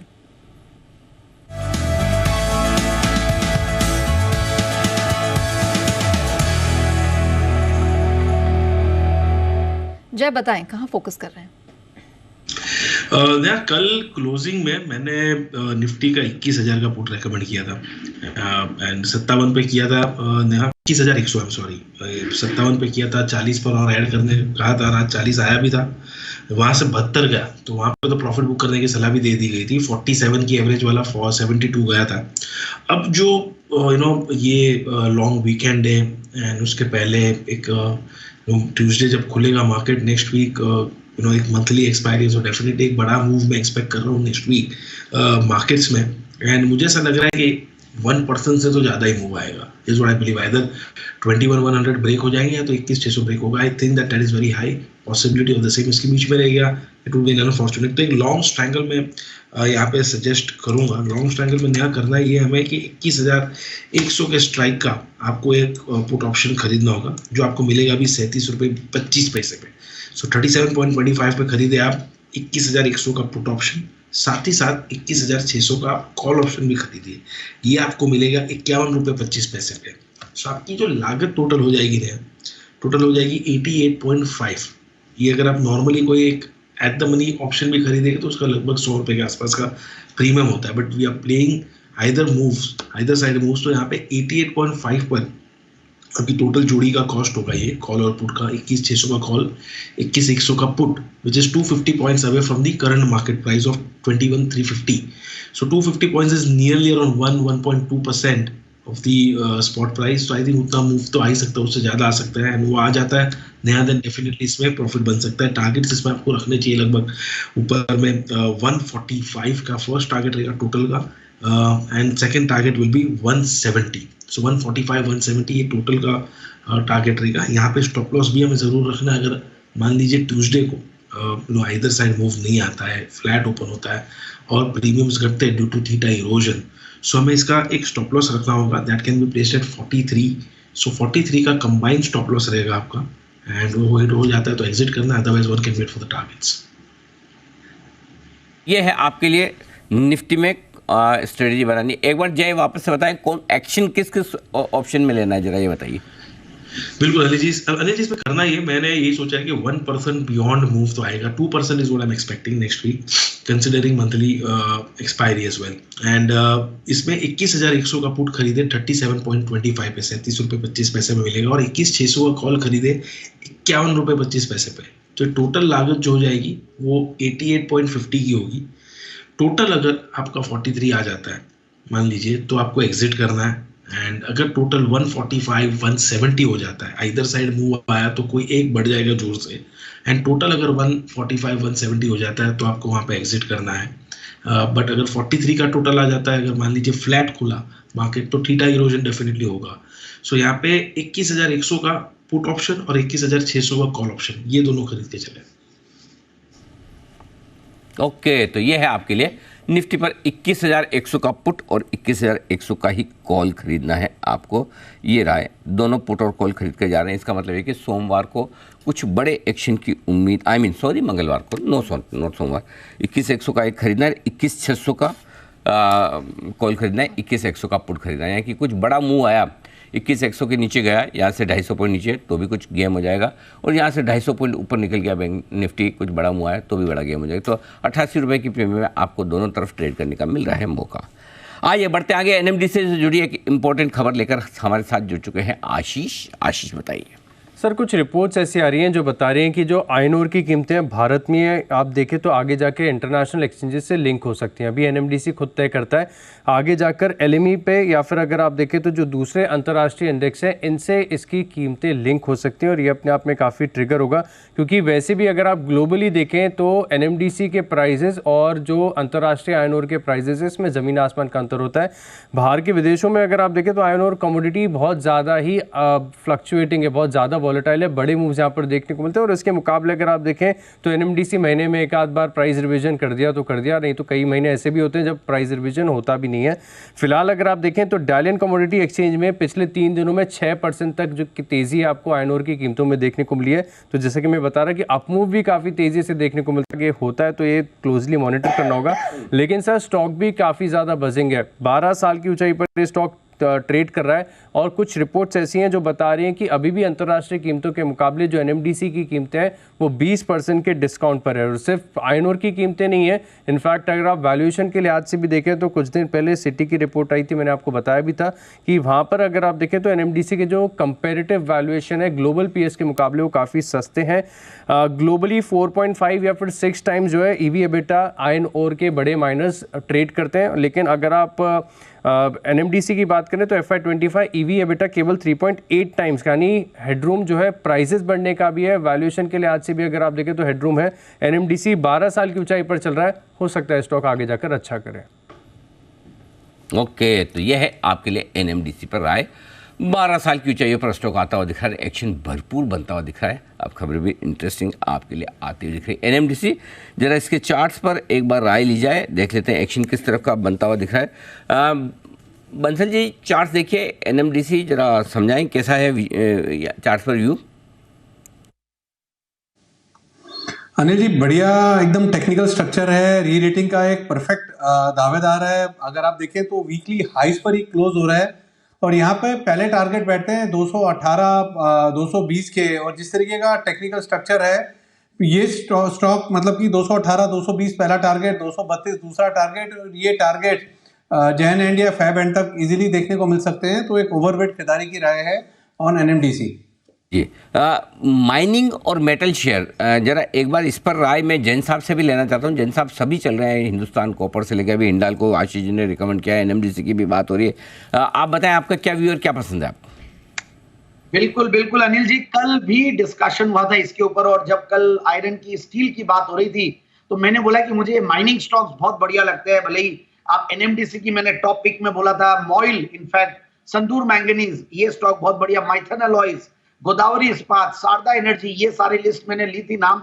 और जैसे कि अभी हिंद कॉपर की बात हो रही है, हिंडाल्को की बात हो रही है। सो बेसिकली जब भी रिस्क ऑफ ट्रेड होता है, जब भी इंटरेस्ट रेट्स गिरेंगे, बॉन्ड रेट्स गिरेंगे, तो certainly metals will attract money और रिस्की एसेट्स में पैसा जाएगा। इक्विटीज में तो आ ही रहा था और अब मेटल्स में भी जाएगा, तो कॉपर और ये सारे टेक्निकली भी बढ़िया और ये फंडामेंटली भी मुझे लग रहा है कि अब और बेहतर होने वाले हैं। तो ओवरऑल आई फील कि मेटल्स में बिल्कुल ध्यान रखना चाहिए, और उसमें भी माइनिंग वाले स्टॉक्स में दोनों चीज का बेनिफिट मिलता है, क्योंकि माइनिंग को मैन्युफैक्चरिंग जो करते हैं वो लोग का भी बेनिफिट मिलता है और इनके ऊपर प्राइस कंट्रोल का कहीं ना कहीं एक हाथ में वो रहता है। So overall NMDC is one of my top picks. और मुझे याद है मैं बहुत पहले अपनी पुरानी पारी में अनिल जी मैंने एनएमडीसी एक बार दिया था, तो बोले अरे एनएमडीसी जैसे स्टॉक आप कैसे दे रहे हो, और ये बात है बहुत पुरानी। और तब जिस तरीके के ऑपरेटिंग प्रॉफिट मार्जिन पे बैठती थी ये कंपनी, 80% के ऑपरेटिंग प्रॉफिट मार्जिन हुआ करते थे। अब हालांकि कम हुआ है, but overall still I feel कि एनएमडीसी पीएसयू भी है, मेटल भी है और माइनिंग भी है, तो सारी चीजें बहुत बढ़िया है। सो मॉइल, माइथन अलॉयज, गोदावरी इस्पात, शारदा, हिंद कॉपर पे मैं बहुत ज्यादा मैं रेकमेंड नहीं करता, और इवन नाल्को मुझे बहुत बढ़िया लगता है इन लेवल्स पे। तो ये सारे स्टॉक्स देखे जा सकते हैं। माइनिंग स्पेस में भरोसा बढ़ता हुआ जैन साहब का लग रहा है, और एनएमडीसी वो बहुत पॉजिटिव है इसको लेकर। एक बिगुल वागले जी के लिए, वागले का वंडर।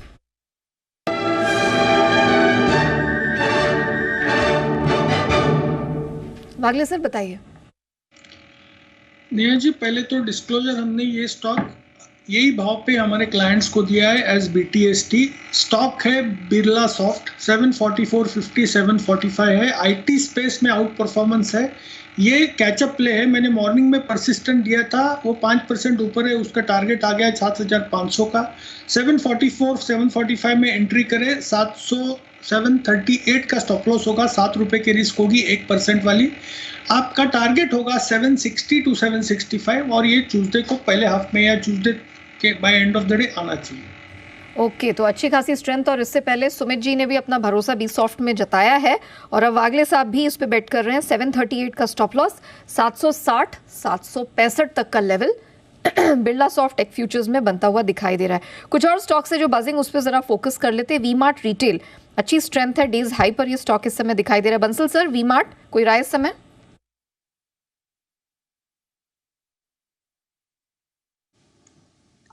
नया वी मार्ट को देखें तो नए हाइस पे, अपने हाइस पे ट्रेड कर रहा है। आज के 200 दिन की मूविंग एवरेज को भी क्रैक कर रहा है, 2100 के अराउंड है। तो जिनके पास है नया होल्ड करें, मुझे लगता है 2240 2245 के लेवल्स देखने को मिलेंगे। और करेक्शन में अगर स्टॉक 2050 2045 के अराउंड मिलता है तो उन स्तरों के अराउंड खरीदारी की राय होगी। ओके, तो ये है आपके लिए राय वी मार्ट रिटेल पर। आइए, आने वाले साल में शिपिंग कंपनियों की इनकम हो सकती है कम। आप सोचते जनरली ईयर एंड पर नए साल की शुरुआत में अच्छी बातें कही जाती है, अच्छी नहीं सच्ची बातें कही जाती है। जो सच्चे वो बताना पड़ेगा। अब घट रही है तो घट रही है, हम क्या कर सकते हैं इसमें। और ये भी हम थोड़ी कह रहे हैं, क्रिसिल कह रहा है। क्रिसिल कह रहा है और क्रिसिल कह रहा है तो भी हम नहीं कह रहे, अरमान कह रहे हैं। तो अरमान बताइए, ऐसा क्रिसिल क्यों कह रहा है कि शिपिंग कंपनी की आय आने वाले साल 2024 में घट सकती है? सर मेन रीज़न तो उनका ये है क्योंकि FY23 में जो चार्टर रेट्स थे वो अच्छे खासे बढ़े थे, बहुत बढ़ गए थे और वो उस लेवल पे अब सस्टेनेबल नहीं है। ओके। तो उस कारण FY24 में ऑलरेडी 20 से 30% गिर चुके हैं। ओके। और उनका अनुमान ये है कि उससे और 5 या 7% आपको FY25 में भी करेक्ट होते हुए दिखेंगे। तो मेन रीज़न तो यही है कि जो FY23 में आपको अगर आप देखें, जो रूस और यूक्रेन के युद्ध और महामारी के बाद से चीन में अच्छी खासी डिमांड स्पॉट आती हुई दिखी थी, उसके चलते FY23 में बहुत बढ़िया डिमांड आई थी, तो वहाँ पर चार्टर रेट्स अच्छे खासे बढ़ गए थे, तो सबकी आय बढ़ के आई थी। और मौजूदा वित्त वर्ष की बात करें तो 20 से 30% वहां पर गिरावट लगभग ऑलरेडी आ चुकी है। और ये जो गिरावट है, और ज्यादा बड़ी गिरावट तो नहीं होगी, पर फिर भी FY25 में उनका कहने का है कि 5 से 7% की गिरावट आपको आय में दिख सकती है। और उसी के साथ साथ हालांकि वो ये चीज बोल रहे हैं कि जो ऑपरेटिंग मार्जिन है वहां पे आपको बढ़िया इंप्रूवमेंट देखने को मिल सकता है, क्योंकि अगर आप देखें कोविड के पहले के जो ऑपरेटिंग मार्जिन थे वो 25 से 30% के आसपास के थे।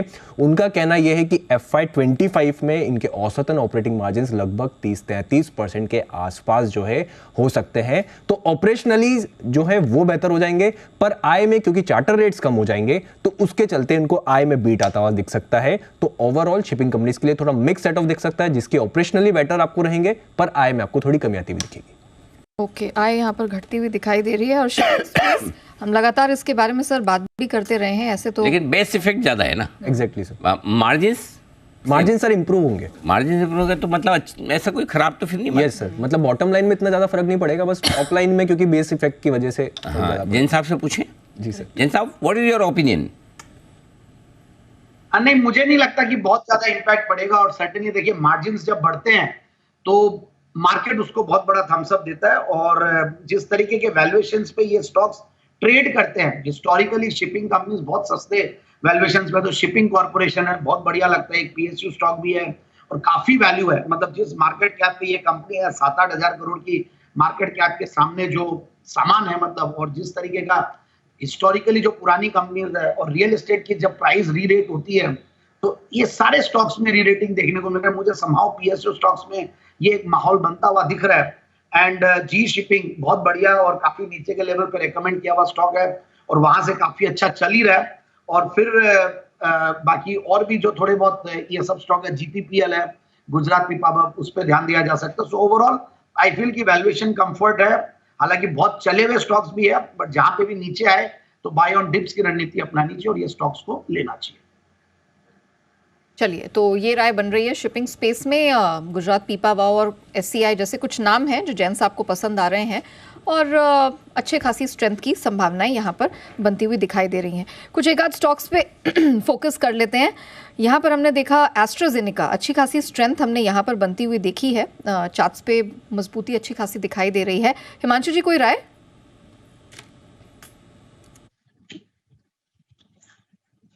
नेहा जी, एक अच्छा ब्रेकआउट है स्टॉक में देखने ट्रेडिंग स्टॉक नहीं है, लेकिन चार्ट फॉर्मेशन बहुत अच्छा है। तो पोजिशनली जो स्टॉक है, जो जिनके पोर्टफोलियो में स्टॉक है, मुझे लगता है डेफिनेटली होल्ड करें। स्टॉक में आने वाले दिनों में 5,500 5,700 तक की अप्रूव देखने को मिल सकती है। 5,050 5,100 तक कोई डिप मिलती है तो स्टॉक में पोजीशन ऐड कर चलने की सलाह है। ओके, तो ये है आपके लिए राय आती हुई एस्ट्राजेनेका। फार्मा शेयर सुर्खियों में, एक्शन में है और भरपूर है। देखिए आज कितने फार्मा शेयरों की रिकमेंडेशन आई है और लगातार आ भी रही है। कुछ कुछ औरोबिंदो फार्मा जैसे, ग्लेनमार्क फार्मा जैसे शेयर ज़बरदस्त नए ब्रेकआउट के मूड में आते दिख रहे हैं। तो आइए फार्मा इंडेक्स में इस ज़बरदस्त एक्शन की वजह बताने के लिए तैयार हैं नूपुर हमारे साथ। नूपुर बताइए क्या हो रहा है फार्मा में? क्या लोग ज़्यादा बीमार पड़ रहे हैं? दवाएँ ज़्यादा बिक रही हैं? हो क्या रहा है? इतनी तेज़ी क्यों? बहुत तेजी है सर। निफ्टी ने सिर्फ 18% का रिटर्न दिया है। वाईटीडी और निफ्टी फार्मा इंडेक्स देखेंगे तो 30% ऊपर है। और औरोबिंदो फार्मा जैसे कि आप बता रहे थे 145% इस साल का रिटर्न है स्टॉक का। हाँ, सबसे मोस्ट हेटेड स्टॉक सबसे ज़्यादा चला है। हाँ सर, है ना? मेरे ख्याल से नफरत करने वालों के लिए सबसे 2 फेवरेट स्टॉक होते थे फार्मा में, औरोबिंदो और लॉरस लैब। एम आई राइट? जरा बंसल जी से पूछ लेते, मुहर लगवा लेते। बंसल जी सही है या आप इससे भी ज़्यादा किसी और से नफरत करते हैं? नहीं अनिल जी, देखिए मोस्ट हेटेड में सर औरो फार्मा तो आता था क्योंकि वंस अपॉन अ टाइम इसके ब्रेकआउट वगैरह काफी फेल हुए थे। हाँ। और लॉरेंस लैब तो अनिल जी खतरों का खिलाड़ी है, वो खतरों का खिलाड़ी है, तो वो तो हेटेड नहीं। अनिल जी जो उससे खेल रहा है उसको हेट करने का हक नहीं है। बट औरो फार्मा ने अनिल जी मतलब कि काफी रुलाया है। चलो ठीक है, आप 50% तो एग्री हुए हैं, कोई बात नहीं, बढ़िया है। तो आइए बाकी शेयरों ने भी एक्शन भरपूर करके दिया तब जाके इंडेक्स ऊपर आया। बताइए क्या है डिटेल्स? बिल्कुल सर, 4 बड़े रीजन है जिसकी वजह से इस साल फार्मा इंडेक्स में 30% का रिटर्न देखने को मिला है। स्टॉक स्पेसिफिक एक्शन भी भरपूर रहा है यहाँ पे। सबसे बड़ा जो पॉजिटिव ट्रिगर है फार्मा कंपनीज के लिए, पिछले साल 2022 में हमने देखा था कि यूएस के जो प्राइसिंग प्रेशर्स थे वो 12 से 13% के आसपास के थे। अब वो कम होके 4 से 5% रह गए। तो बड़ा ट्रिगर पॉइंट है। यूएस में जो प्राइसिंग प्रेशर्स के कंसर्न थे वो अब थोड़े सॉर्ट आउट होते हुए नजर आ रहे हैं। दूसरा बड़ा रीज़न है मार्जिन्स में सुधार देखने को मिला। पिछले साल मार्जिन्स दबाव में थे क्योंकि कुछ रॉ मटेरियल के इश्यूज आते हुए दिखे थे। चाइना की इन्वेंट्री डंप आउट हो रही थी तो रॉ मटेरियल के इम्पैक्ट यहाँ पे था प्राइसिंग को लेकर। लेकिन अब इस साल मार्जिन सस्टेन हुए। अगले साल की उम्मीद है FY25 में कि जो मार्जिन है वो और भी सुधरते हुए नजर आएंगे। तीसरा बड़ा रीजन है कंपनीज ने नए प्रोडक्ट की लॉन्चेस काफ़ी सारी इस साल की है और जो पाइपलाइन FY25 को लेके वो उससे भी ज़्यादा स्ट्रॉन्ग है। तो नए प्रोडक्ट के आने के चलते मार्केट शेयर इन कंपनीज का बढ़ते हुए नजर आया, जिसकी वजह से एक अच्छा रनअप देखने को मिला। और चौथा बड़ा रीज़न है कंपनीज ने अपने कंप्लायंस में काफ़ी हद तक सुधार किए, जिसकी वजह से US FDA की तरफ से जो ऑब्जर्वेशंस आते थे वो जल्दी से क्लियर आउट होते हुए दिखे और इस साल कम ऑब्जर्वेशंस आते हुए दिखे। तो 4 बड़े रीजंस है। मार्जिन सुधर रहे, US FDA के ऑब्जर्वेशंस कम हो रहे, प्राइसिंग प्रेशर्स कम होते हुए दिख रहे और साथ ही साथ नए प्रोडक्ट की वजह से मार्केट शेयर बढ़ता हुआ नजर आ रहा है। इसी वजह से फार्मा इंडेक्स में रैली आती हुई दिखी है। तो अच्छी खासी स्ट्रेंथ दिख रही है। आज हमारे कई सारे मेहमानों ने भी इस पर चर्चा की है। एक और स्टॉक भी ले लेते हैं, पिरामल फार्मा सर। हाँ, एक बार मैं आशु जी से राय लेना चाहता हूँ। आशु जी का कोई व्यू है क्या फार्मा शेयरों पर या फार्मा सेक्टर पर? आशु जी। अनिल जी देखिए, फार्मा सेक्टर पे ना व्यू तो पॉजिटिव है, बट ऑनेस्टली बहुत ज़्यादा ना रिकमेंडेशन नहीं रही है हमारे रिसर्च में। तो मतलब अदर देन डायग्नोस्टिक कंपनीज है जो रिसेंट टाइम्स में हुआ है, अदरवाइज अनिल जी ग्लेनमार्क के अलावा ना या सन फार्मा के अलावा कोई बहुत ज़्यादा ना मतलब ट्रेडिंग रिकमेंडेशन नहीं आई, इसलिए हमने मतलब चैनल पे खबर नहीं किया। बट अनिल जी वो सेक्टर इस वक्त सेफ जोन में है क्योंकि अनिल जी सबसे ज़्यादा अंडर ओन सेक्टर है। उसमें मतलब अगर मैं ओवरऑल मार्केट वाइड पोजीशंस भी देखूं तो नहीं, जितना भी जैसे हम कह रहे हैं जो एक ट्रू एग्जांपल था कि हमारा पूरा फोकस है मेटल, सीमेंट और पावर पे, तो अनिल जी उस दिन का जो नी जग रिएक्शन पे था वो फेवरेट्स पे ही सबसे ज्यादा आया। वो फार्मा पे ज्यादा सेक्टर नहीं आया था, वो फेवरेट्स पे ही आया। तो अनिल जी इस चीज से मैं मतलब ये बिल्कुल कंक्लूड करता हूँ कि फार्मा बहुत ही सेफ जोन में है और लगता है कि अभी और चलेगा। और मतलब गॉड फॉरबिड अगर ये कोई जो करंट एस्केलेशन जरा से भी आई, एक अच्छा स्पाइक आ जाएगा स्टॉक प्राइसेस में। ओके, चलिए, तो फिलहाल ये राय बनती हुई। लेकिन जैसे कि हम कह रहे थे बहुत सारे फार्मा स्पेस की कंपनियां हैं, अच्छा स्ट्रेंथ दिखा रही है। पिरामल फार्मा उनमें से एक है। सुमित जी, कोई राय इस समय? पोजीशंस होल्ड करके चल सकते हैं। स्टॉक के अंदर लोअर लेवल से एक अच्छी रिकवरी है और पिछले 1-1.5 महीने के अंदर स्टॉक ने मूव भी दिखाया है। अभी यहाँ से और ऊपर का मूव देखने को मिल सकता है, जिसमें 150 रुपए तक के लेवल इमीडिएटली देखने को मिल सकते हैं, और 150 के ऊपर सस्टेन किया तो 175 रुपए तक का मूव पोजिशनल तौर पे पिरामल फार्मा में देखने को मिल सकता है। होल्ड करें, ऊपर का मूव देखने को मिलना चाहिए। एक नजर आईएक्स पे भी डाल लेते हैं। बहुत शार्प सर्ज यहाँ पर चार्ट्स में कुछ समय पहले देखने को मिला। वाकले सर, कोई राय बन रही है आईएक्स पे? मोमेंटम है, लेकिन अभी यहाँ से जब ये ऑलरेडी 155 की आसपास टॉप बना के अभी 153 के आसपास है, अभी मैं लूंगा ये जब 155 क्लियर करेगा तो वो 1 से 2 दिन में हो जाएगा। फिर 160 165 तक के अपसाइड 1 से 2 दिन में आ सकते हैं, लेकिन 155 के बाद ही एंट्री करें। ठीक है, 155 के पार ही एंट्री करने की रिकमेंडेशन आ रही है। कुछ पेंट स्टॉक्स चमकते दिख रहे हैं, उन्हीं में से एक है बर्जर पेंट्स। 1.5% की स्ट्रेंथ यहाँ इनफैक्ट डेज हाई पर है इस समय। हिमांशु जी, बर्जर पेंट सर इस समय कोई राय? जी नेहा, मुझे ऐसा लगता है कि स्टॉक एक बेस बना रहा है 560 570 के आसपास, और मल्टीपल टाइम यहाँ से अपसाइड देखने को हमको स्टॉक में मिली है। तो मुझे लगता है कि जिनके पास स्टॉक में पोजीशन है बने रहे, फ्रेश खरीदारी, छोटी क्वांटिटी यहाँ पर बनाई जा सकती है। बट मोमेंटम मुझे लगता है, जैसा मैंने पहले भी कहा है, कि 600 रुपए के पार जब ये स्टॉक चलेगा तभी यहाँ पर ट्रैक्शन मोमेंटम बनता हुआ नजर आएगा। तो फिलहाल जिनके पास है होल्ड करें, और 600 रुपए के ऊपर जब ये स्टॉक निकलेगा नेहा जी, तब इसमें मुझे लगता है कि मोमेंटम फर्दर स्ट्रांग होता हुआ नजर आएगा। ओके, चलिए इसी बीच एक बार निफ्टी बैंक पर नजर डाल लेते हैं, क्योंकि यहाँ पर गिरावट गहराती हुई नजर आई है। फिलहाल 350 पॉइंट्स की गिरावट यहाँ दिख रही है। 47,500 के नीचे इस समय सर ट्रेड करता हुआ दिखाई दे रहा है। सर, अब क्या राय बनेगी? बिल्कुल राय क्लियर थी नेहा की, लेना है तो निफ्टी लेना है, बैंक निफ्टी लेना नहीं। आप देखो निफ्टी वहाँ से ऊपर है, बैंक निफ्टी वहाँ से वो नीचे, जबकि 47,700 के आसपास आया भी, और वहीं 725 850 जो कंजेशन जोन है वहीं से फिर से घूम गया था। नहीं, बैंक निफ्टी में मजा नहीं है। आप देखो ना, आशु जी की भी राय निफ्टी पे आई है, जय ने भी निफ्टी पे राय दी है, नितिन जी का तो टारगेट भी आ गया 150 वाला टारगेट हिट लगा दीजिए। नितिन जी ने भी कहा था 21,400 का कॉल।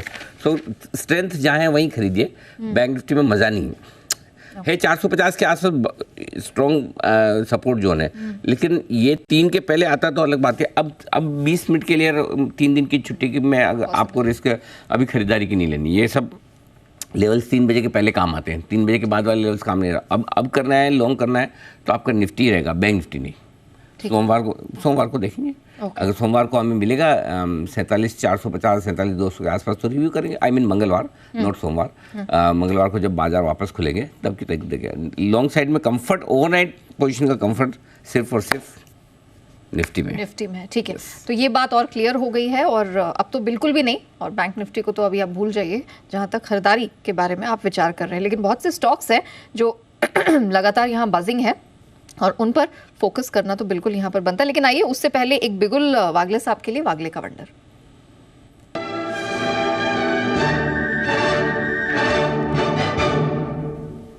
सर बताइए।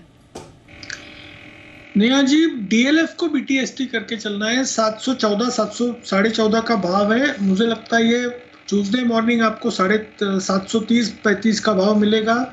अगर आप 2 से 3 दिन की बात करेंगे तो मुझे 755 टू 760 तक के लेवल दिखाई देते हैं। 710 के ऊपर एक ब्रेकआउट हुआ है जो वॉल्यूम का और फोर्स से हुआ है। मुझे लगता है आपको सिर्फ एक 707 का स्टॉप लॉस रखना होगा, जो कि एक 7-8 रुपए नीचे है, और ऊपर में 730-35 पहला टारगेट, 755-760 दूसरा टारगेट। ओके, तो डीएलएफ में ये दूसरी कॉल इनफैक्ट आती हुई है। बीटीएसटी सर ने यहाँ सजेस्ट किया। सुमित जी ने भी डीएलएफ कुछ समय पहले रिकमेंड किया था 716 721 के अपसाइड टारगेट के लिए। एक स्टॉक है जिसमें ऑलरेडी हम देख रहे हैं, वैसे तो बहुत धमाकेदार स्ट्रेंथ आ गई, ट्रांसफॉर्मर्स एंड रेक्टिफायर्स। इसमें 18% ऑलरेडी मूव इसमें देखने को मिल चुका है। लेकिन बंसल सर, आपका व्यू जानना चाहेंगे, ओवरऑल इसको लेके क्या पिक्चर बन रही है?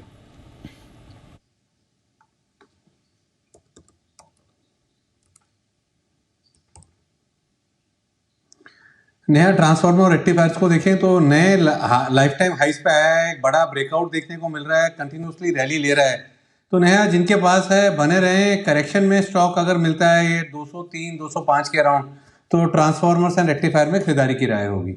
ओके चलिए, तो यहाँ पर खरीदारी की रिकमेंडेशन और बिल्कुल बने रहें। स्नोमैन लॉजिस्टिक्स एक और ऐसा स्टॉक 0.6% की स्ट्रेंथ यहाँ पर दिखाई दे रही है और इसने अपनी स्ट्रेंथ को सस्टेन करके रखा हुआ है।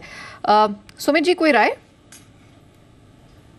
ये स्टॉक में जनरली मोमेंटम देखने को मिलता नहीं है, लेकिन लास्ट 2-3 दिनों में स्टॉक में मूव देखने को मिला है और बहुत लंबे समय के बाद स्टॉक ने एक ऊपर का मूव दिखाने का शुरुआत भी किया है।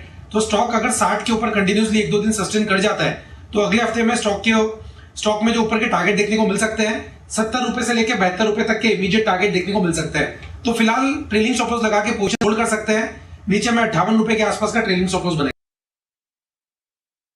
है आपके लिए। लॉजिस्टिक्स एक्शन भरपूर बनता हुआ दिख रहा है। आइए, बैन से बेनिफिट इस पूरी सीजन भरपूर एक्शन में रहे हैं। स्टॉक्स बैन में आते जाते रहे और उन पर बराबर गहरी पैनी नजर रखी है आशीष चतुर्वेदी ने। आज भी देख लेते हैं लिस्ट आशीष की तरफ से बैन से बेनिफिट।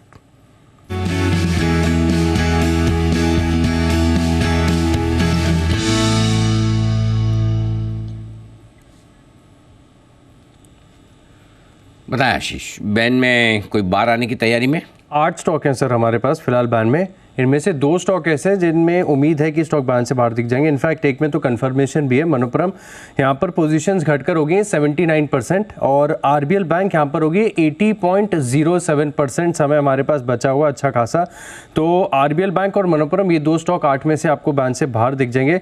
लेकिन सर एक चीज़ काफ़ी इंटरेस्टिंग है, सेल में अगर आप देखें तो पोजीशंस कल थी 82.81% क्लोजिंग के समय फाइनल पोजीशंस थी। अब जो बढ़कर मार्केट वाइड पोजीशन लिमिट 83.27% हो गई है।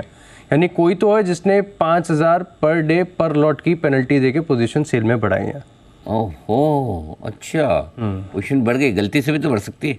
गलती से भी बढ़ सकती है और जानबूझ के भी। लेकिन ऐसा लग रहा है भाव देख के आपको, और जिस तरह से आशीष जी बहुत बुलिश है सर, पॉसिबल की बढ़ाई होगी। हाँ, आशीष जी बार बार लगातार बुलिश रहे सेल पे। ले लो, बैन में ही ले लिया करो, बैन से बाहर आने का इंतजार मत कीजिए।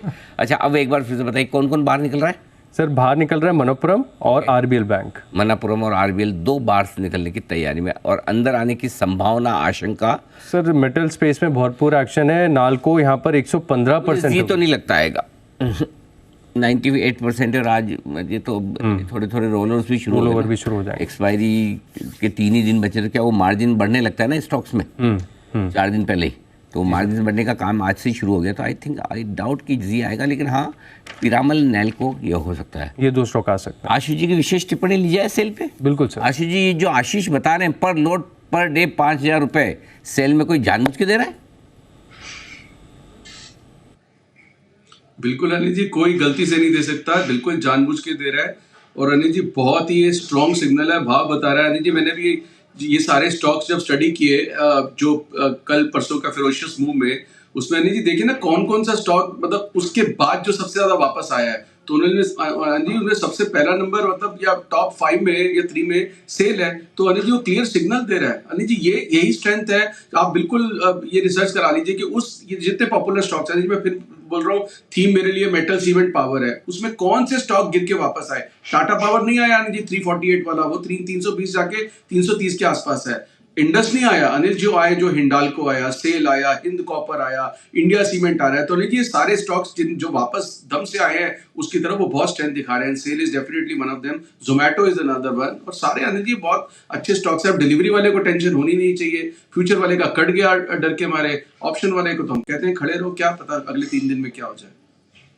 चलिए, तो ये राय बनती हुई आशु सर की तरफ से। लेकिन टी कॉफी स्पेस ये बाजिंग है। अंतर्राष्ट्रीय बाजारों में तो हम देख रहे हैं कॉफी की कीमतें रिकॉर्ड स्तर पर हैं और टी के स्टॉक्स भी हम देख रहे हैं अच्छे खासा उबाल दिखा रहे हैं। जैन साहब, टी कॉफी स्पेस सर कुछ पसंद आ रहा है आपको, क्या लग रहा है?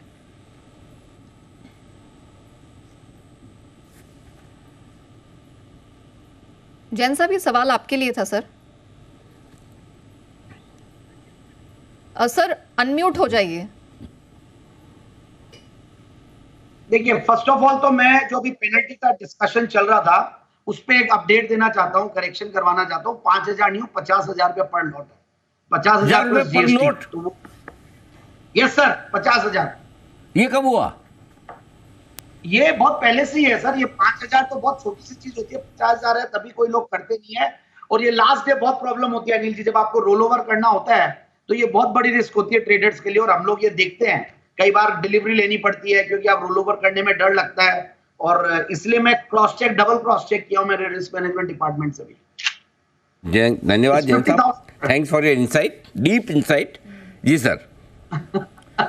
क्योंकि हमको तो ब्रोकिंग साइड में है तो हम लोगों को तो दोनों चीजें देखनी पड़ती है सर। सही बात है, बिल्कुल। और जहाँ पे सही ज्ञान मिल जाए ले लेना चाहिए। बिल्कुल बिल्कुल। आपने प्रोएक्टिवली और खुद बोल रहे हैं कि मुझे ध्यान था लेकिन फिर भी रिस्क मैनेजमेंट से पूछा भी, और इसलिए आप म्यूट रहे, तो हम उसके लिए बिल्कुल भी आप पर क्वेश्चन मार्क नहीं करेंगे। नेचुरली आप फ़ोन कर रहे होंगे अपने रिस्क मैनेजमेंट को, पूछे होंगे भाई कि ये पेनल्टी कितनी लगती है, तो उसके लिए तो म्यूट होना ही पड़ेगा। बिल्कुल जैन साहब, डन जी। Thank you sir, thank you. अब कॉफी और चाय की बात हो रही थी। एक मिनट आशु जी कुछ कहना चाहते हैं। एक मिनट पहले आशु जी क्या कहेंगे? ठीक है, हमेशा थोड़ी जैन साहब रिस्क मैनेजमेंट से बात कर रहे होते हैं, कभी कुछ ऐसे इंपॉर्टेंट लोगों से भी बात कर रहे थे जिसकी आवाज किसी और को सुनने को ना मिले, इसलिए भी म्यूट करते हैं। आज तो सही कारण से किया है। जी आशु जी। अनिल जी, मेरे को ये एक्चुअली में सरप्राइज होता है। देखिए आज तो रिस्क मैनेजमेंट से बात कर रहे थे, पर अनिल जी देखिए ये जो जिस तरह से जितनी जल्दी इन्होंने जवाब नहीं दिया, ये रिस्क मैनेजमेंट से बात नहीं कर रहे थे, इनका ये ट्रेड कहीं ना कहीं इनको ट्रैक कर रहे थे और इनको पता है। और अनिल जी मुझे समझ नहीं आती, जब ऑफिस में बैठ के बात कर रहे हैं तो कोई मेले में थोड़ा खड़े होकर शो कर रहे हैं। अगर मेले में खड़े होंगे तो शो करेंगे नहीं कि शोर से बचना है। जब ऑफिस में बैठे तो बात में म्यूट क्यों करना पड़ता है? अनिल जी मेरे को तो ऐसा कोई डिसीजन नहीं लगता, क्योंकि मैं कभी भी म्यूट नहीं करता अनिल जी, आज तक मैंने म्यूट नहीं किया। तो इन्होंने कौन सा क्लेम किया कि हर बार ये ऑफिस में ही बात करते हैं? नहीं पता ऑफिस के बाहर भी तो बात कर सकते हैं ना। ये तो जैन साहब ने कौन सा दावा किया कभी कि मैं हमेशा ऑफिशियल वर्क के लिए म्यूट करता हूँ? पर्सनल काम पे तो आदमी म्यूट कर सकता है। अच्छा अनिल जी एक बात बताइए, अगर ये म्यूट करेंगे तो बात तो फोन पे ही करेंगे ना, तो तो जाएंगे अगर बात कर रहे हैं। हाँ, उसमें क्या फर्क पड़ता है? सुन थोड़ी पाया, हमने पीसीआर में लगा रखे 3-4 आदमी सुनने के लिए। नहीं ठीक बात। कई बार होता है कि फोन एयर आवाज़ न जाए कभी। अच्छा, कई बार ऐसा भी हो जाए कि अगर आवाज़ ऑन एयर दे दी तो भी वो दिक्कत हो जाती है, इसलिए ठीक बात है, सेफर साइड। अच्छा जैन साहब, चाय कॉफ़ी के बारे में बताइए, क्या लेंगे आप? देखिए चाय कॉफ़ी में एक चीज़ है, चाय वाले स्टॉक्स बहुत ज़्यादा अंडर परफॉर्मर रहे कई सालों से। अगर आप देखेंगे तो मुझे कोई बहुत ज़्यादा एक्साइट नहीं करते चाय वाले स्टॉक्स। कॉफी साइड में अगर मैं देखता हूं तो आज हरिसन मलयालम, जो कि रबड़ में भी है, कॉफी में भी है, प्लांटेशन की एक बहुत जबरदस्त कंपनी है, बहुत दिनों बाद, मुझे याद है मैं लास्ट ईयर 2022 में अप्रैल लास्ट वीक में स्टॉक को दिया था और जैन साहब के जेम से तब से चला ही नहीं था, और आज एक जबरदस्त मूव दिया हुआ हरिसन मलयालम, तो ये एक बढ़िया स्टॉक है। फिर सीसीएल प्रोडक्ट्स को हमने काफी बार रेकमेंड किया, एक एक्स्ट्रा ऑर्डिनरी, एक बहुत ही बेहतरीन क्वालिटी कंपनी है इंडिया की तरफ से। Tata coffee again one of the largest players in the commodity in the world, तो ये स्टॉक्स पे ध्यान देना चाहिए। बाकी सीसीडी में भी बहुत बड़ा मूव आया नीचे के लेवल से, हो सकता है कोई ना कोई एक बड़ा कोई एक्शन वैसा होने वाला होगा कि कोई टेक ओवर हो रहा हो या कुछ ना कुछ, but overall CCL, Tata coffee और हरिसन मलयालम, ये स्टॉक्स को मैंने रेकमेंड किया। और चाय पत्ती वाले स्टॉक्स में मैं कोई बहुत ज्यादा मतलब सक्सेसफुल नहीं हुआ। रोसेल इंडस्ट्रीज है जो कि डिफेंस का प्ले भी और चाय का प्ले भी, और अभी सेठी साहब ने जो रेकमेंड किया ये स्टॉक एक चला हुआ है। बाकी कोई बहुत ज्यादा मुझे एक्साइट चाय वाले स्टॉक्स नहीं करते के लिए। रोसेल इंडिया एक और चाय का शेयर जो अभी सेठी साहब भी रिकमेंड करके गए, जैन साहब के भी जेम्स लिस्ट में रहा हुआ है, मुझे याद है। और पहली बार मैंने इसका नाम तभी सुना था जब जैन साहब ने रिकमेंड किया था। कितने शेयर, मतलब मैं आपको बता नहीं सकता नेहा, जिसकी क्रेडिट जैन साहब को जाती है, ढूंढ के पूरी पहली बार सुनाने के नाम। मेरे ख्याल से इतने ज़्यादा पहली बार नाम किसी को, मेरे किसी एनालिस्ट में दुनिया में बता रहा हूँ, दुनिया में, हमारे नहीं, इंडिया में नहीं, दुनिया में कोई ऐसा एनालिस्ट नहीं होगा जिसने लोगों को पहली बार इस नाम से आया। कौन कौन इस बात से असहमत है, हाथ खड़ा करें। असहमत, बाकी सब सहमति मानूंगा मैं। देखो, अच्छा, अब ये जो सहमत है उनमें से किसी की विशेष टिप्पणी है।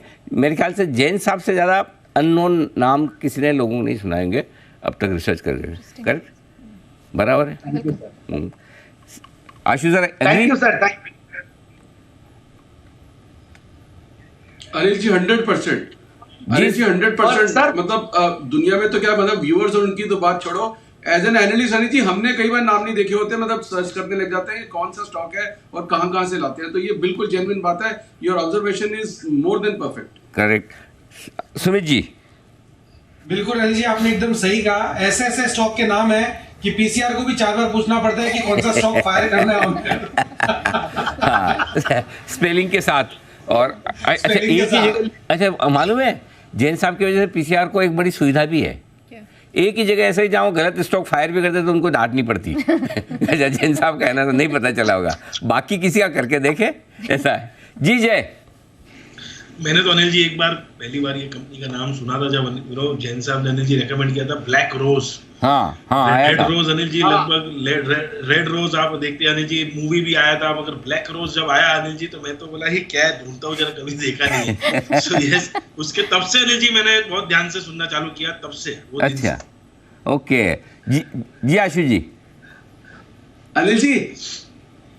अनिल जी मैं एक बात बताऊं आपको ना, एक वो जो जैसे मस्ती की पाठशाला होती है उस तरह से एक अनिल जी क्विज कराना चाहिए, जैसे कॉफी विद करण में जो अनिल जी करण जोहर है ना, वो मतलब अपने जो एक्टर्स आते हैं उनमें से वो उनके साथ वो रैपिड फायर खेलते हैं या मतलब क्विज खेलते हैं, तो उस क्विज में क्वेश्चंस होते हैं, चार मूवीज बताते हैं कि इनमें से कौन सी मूवी नहीं है। तो अनिल जी आप भी ऐसा ही क्विज करवाइए, मतलब जैन साहब से कि 4 शेयर के नाम है, इनमें से कौन सी कंपनी नहीं है, तो कौन से 3 है। अनिल जी देखना बड़ा इंटरेस्टिंग क्विज होगा। क्या वेरी गुड आइडिया। क्या अरे आइडिया कब से आया हुआ, सामने करूं मैं, लेकिन करने से कोई ऐसा होने भी चाहिए ना, कोई एक्टर एक्ट्रेस भी तो वैसे होने चाहिए। अब इन्हीं के साथ करना है तो फिर मतलब क्या है। कोई आशु जी लाओ आप एक्टर एक्ट्रेस, उनके साथ करेंगे, ऐसी क्या बात है। नहीं ये भी हमारे सब सुपरस्टार है, मजाक की बात है। लेकिन जी जैन साहब, thank you so much Anil ji. First of all बहुत अच्छा लगा, हालांकि आपने प्रेजेंटेशन एक अलग तरीके से किया, बट बहुत मजा आया एंड थैंक यू। एंड बहुत मेहनत होती है और सबने एक्नॉलेज किया और आपने किया। और आशु जी के सामने तो जाने में इतना डर लगता है अनिल जी, मैं बता नहीं सकता। जब हर बार फरवरी में आता हूं ना मैं, तो पास में बैठता हूं, इनके फंडामेंटल एनालिस्ट को एक साथ बिठा देते हैं, तो ऐसा भयावह माहौल रहता है, इतना डरावना माहौल रहता है कि कोई भी स्टॉक बताता हूँ वो देखते रहते हैं कहां से लाए क्या लाए। मैं बोला भाई, तो 1-2 साल तो बहुत डर लगा, बाद में वो भी मेरे साथ हो गए।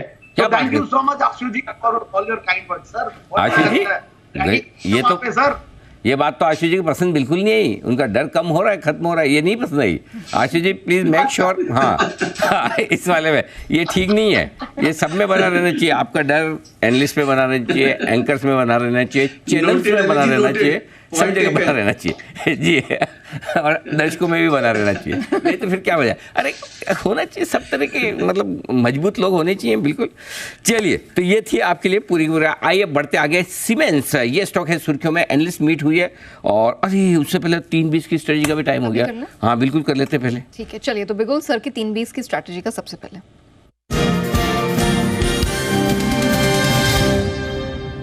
तो सर निफ्टी में तो हमने रिकवरी देखी, 90 पॉइंट ऊपर है इस समय। बैंक निफ्टी जैसा हमने छोड़ा था 47,500 के नीचे ही है। डाउ फ्यूचर्स वहीं का वहीं 110 पॉइंट नीचे इस समय दिखाई दे रहा है। नास्डैक फ्यूचर्स भी ठीक ठाक, इनफैक्ट थोड़ी रिकवरी यहाँ पर दिखाई दे रही है। रुपया इंटरेस्टिंगली डेज हाई पर है, और ब्रेंट क्रूड अपने आप को जैसे तैसे बस 80 के पास टिका रहा है। सर क्या करना है, क्या करें? तो व्यू तो देखिए, निफ्टी पर अगर आप पूछें तो तेजी का व्यू है, कोई दिक्कत नहीं, और बैंक निफ्टी पर पूछ रहे तो व्यू तेजी का नहीं है।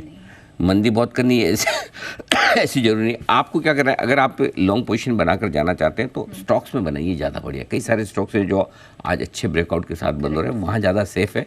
फिर भी निफ्टी की लॉन्ग पोजीशन है, बनाए रखें, और ऐड करना चाहें कर सकते हैं। 21,200 का पुट ऑप्शन खरीद कर हेज करें, ये आपके लिए। बैंक निफ्टी का जहाँ तक सवाल है, मैं प्रीफर करूँगा लॉन्ग या शॉर्ट मंगलवार के दिन सुबह ही बनाएं। इस वक्त वेट एंड वॉच, क्योंकि इन लेवल पे शॉर्ट करना भी रिस्की है। 47,450 के नीचे बंद हो रहा था तब तो मैं आपको बोलता था शॉर्ट करो, और नीचे जाने को तैयार। परसों आपको 47,450 की क्लोजिंग मिली थी, आज उसके नीचे गए नहीं है, ठीक है ना, क्लोजिंग पे। तो फ्रेश शॉर्ट भी नहीं बन रही, और एकदम उसी सपोर्ट लेवल पर जाकर बन रहा है। तो अगर इसको रिकवर करना है तो भी लेवल अच्छा है, और कल ब्रेकडाउन देना है तो भी ट्यूसडे को। तो बैंक निफ्टी परसों बताएगा जो करना है इसको, हम अभी कुछ नहीं करेंगे। ठीक है, so will just play safe with Nifty 21,200 की पुट, जैसा कि सर ने मेंशन किया है। लेकिन सीमेंस के एनालिस्ट मीट की बात हुई थी, तो क्या कुछ मीटिंग में हुआ, उसके हाइलाइट्स क्या है, जान लेते हैं आशीष से। आशीष बताइए। देखिए एनालिस्ट मीट हुई है, उसके बाद जो कमेंट्री निकल कर आ रही है काफ़ी अच्छी, हालांकि स्टॉक ने बिल्कुल रिएक्शन नहीं दिया, लेकिन मान रहे हैं एनालिस्ट की सभी सेगमेंट्स में ग्रोथ यहाँ पर आपको देखने को मिल सकती है। खासतौर पर अगर आप देखें तो सेमीकंडक्टर है, बैटरीज है, ये सेगमेंट आगे जाकर काफ़ी बढ़िया करेंगे। रेलवे से भी जो ऑर्डर्स हैं अच्छे रहेंगे, लेकिन क्योंकि इलेक्शन ईयर है आगे जाके तो हो सकता है कि ऑर्डर इनफ्लोज में थोड़ी सी नरमी देखने को मिले, लेकिन अभी भी जो करंट ऑर्डर बुक है कम नहीं है, करीब 45,518 करोड़ की अच्छी खासी ऑर्डर बुक है। एग्जीक्यूशन सही रहा तो ग्रोथ आपको काफ़ी बढ़िया यहाँ पर आपको देखने को मिलेगी। और साथ में अगर आप देखें तो जो एनर्जी डिवीजन का डीमर्जर है ये भी अपने आप में कैटलिस्ट की तरह काम करेगा। केपेक्स आगे जाकर काफ़ी बढ़िया करने वाले, और वैल्यूएशन के लिहाज से अगर आप देखें तो स्टॉक चल रहा है तकरीबन 52 टाइम्स के आसपास फॉरवर्ड पी के हिसाब से अगर आप देखें, और अब तक एनालिस्ट अनुमान लगा रहे हैं कि 16% की CAGR की ग्रोथ यहाँ पर आपको आय में देखने को मिल सकती है, और एबिटा में 18% की ग्रोथ है। 19% का फोरकास्ट जो है मुनाफे में, यानी अच्छी ग्रोथ यहाँ पर सभी सेगमेंट से देखने को मिलेगी। और इसी के चलते अगर आप देखें तो आज जेफरीज की तरफ से रिपोर्ट आई थी, जहाँ पर खरीदारी की राय के साथ जो टारगेट है वो 4,520 से बढ़ाकर 5,000 कर दिया है। मोतीलाल ओसवाल की तरफ से भी रिपोर्ट है, जहाँ पर 4,600 का टारगेट दिया है, और एक्सिस कैपिटल भी जो है लक्ष्य दे रहे हैं खरीदारी की राय के साथ, इन्होंने 4,310 रुपये का टारगेट दिया है। ओके, तो ये है आपके लिए सीमेंस पर आए। ओहो, बंसल जी तो भूल ही गए। बंसल जी की याददाश्त आजकल बड़ी कम होती जा रही, और कुणाल जी भी है नहीं। अब ऐसे टाइम पे कुणाल जी बहुत काम आते हैं। सही बात है। बताओ क्या भूले, किसी को आइडिया क्या भूले बंसल जी? Anybody guess? जी वागले साहब, वो कुछ स्टॉक देने वाले थे, स्टॉक ऑफ द वीक। हाँ अच्छा, 3 बजे। जी जैन साहब, तो सुबह जो आज आप लोगों ने तो मस्ती की पाठशाला की थी आज सिद्धार्थ जी के साथ, और वागले जी ने जो गजब बोला कि जर्मनी होके विंडोज पे जाना है, तो इतना हंसा, नाश्ता कर रहा था। नाश्ता नहीं करता है। नहीं, मेरे को बहुत दुख हुआ वागले साहब, वो सेंसेक्स और निफ्टी वाले एज ग्रुप लेवल पे एग्री नहीं हुए। उस पर हो जाते तो हम है ना, मतलब और जल्दी जल्दी सेंसेक्स को बढ़ाते थे। अब हम आराम से धीरे धीरे बढ़ाएंगे। इंडेक्स की एज पे डाल देते हैं। वागले साहब की एज के साथ इंडेक्स लिंक हो जाता ना, तो इतना फास्ट हम 1 लाख सेंसेक्स कर देते कि पूछो मत। बिल्कुल ऐसी है। तो कर दीजिए वागले जी को। हाँ, तो हुआ ये कि भाई खुद बंसल जी बोल के भूल जाते हैं, वो तो कुणाल जी होते हैं ध्यान रख लेते हैं। अब रखा नहीं, पिक ऑफ द सीरीज देनी है। चलिए जल्दी से बिगुल।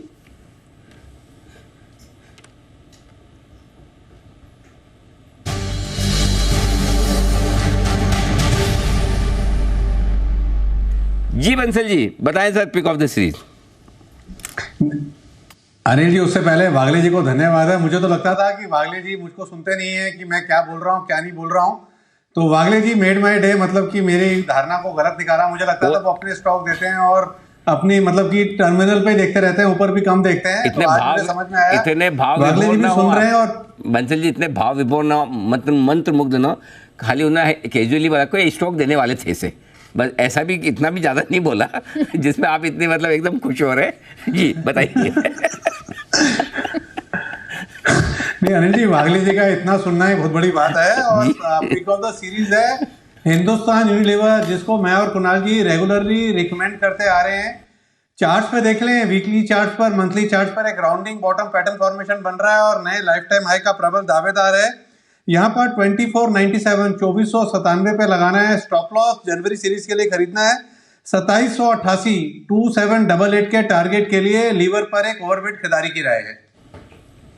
ओके चलिए, तो हिंदुस्तान यूनिलीवर ये पिक ऑफ द सीरीज आती हुई बंसल जी की तरफ से। कुछ एक और स्टॉक्स पर नजर डालते हैं। आईटी स्पेस लगातार बजिंग है, विप्रो डेज हाई के करीब है। फटाफट इस पे एक राय ले लेते हैं। सुमित जी, विप्रो क्या राय बन रही है? वन वे मूव देखने को मिल रहा है, चार्ट्स के ऊपर बहुत स्ट्रांग हुआ है, और आज का जो ब्रेकआउट है उसको देखते हुए लगता है कि यहाँ से और अच्छा मूव अभी ऊपर की तरफ देखने को मिलेगा। तो ट्रेलिंग स्टॉप लॉस 450 के आसपास लगा के पोजीशन होल्ड करें। 475 480 ये इमीडिएट टारगेट होंगे। पोजिशनल तौर पे 500 प्लस के लेवल विप्रो में देखने को मिल सकते हैं। होल्ड करें और ऊपर का मूव देखने को मिलेगा। टाटा रफ्तार से बजाज ऑटो जा रहा है। आज हमने इस पे 10,000 की टारगेट भी आते हुए देखी है ब्रोकिंग फर्म्स की तरफ से, एफआईएस की तरफ, फॉरेन ब्रोकरेजेस की तरफ से। क्विकली हिमांशु जी, बजाज ऑटो क्या राय बन रही है? नया जी, वन वे स्टॉक लगातार अप मूव में है। पिछले 2-3 दिनों में स्टॉक अपना एक छोटा सा करेक्शन साइकिल पूरा करता हुआ नजर आ रहा है। मुझे लगता है कि स्टॉक को होल्ड करें, फ्रेश खरीदारी भी की जा सकती है। 6240 6250 आपका स्टॉप लॉस होना चाहिए। मुझे लगता है वापस से 6500 6600 की तरफ ये स्टॉक आने वाले दिनों में जाता हुआ नजर आ सकता है। ओके, चलिए, तो ये राय बनती हुई बस अब 24 सेकंड रह गए हैं और मार्केट यहाँ पर बंद होने की कगार पर है।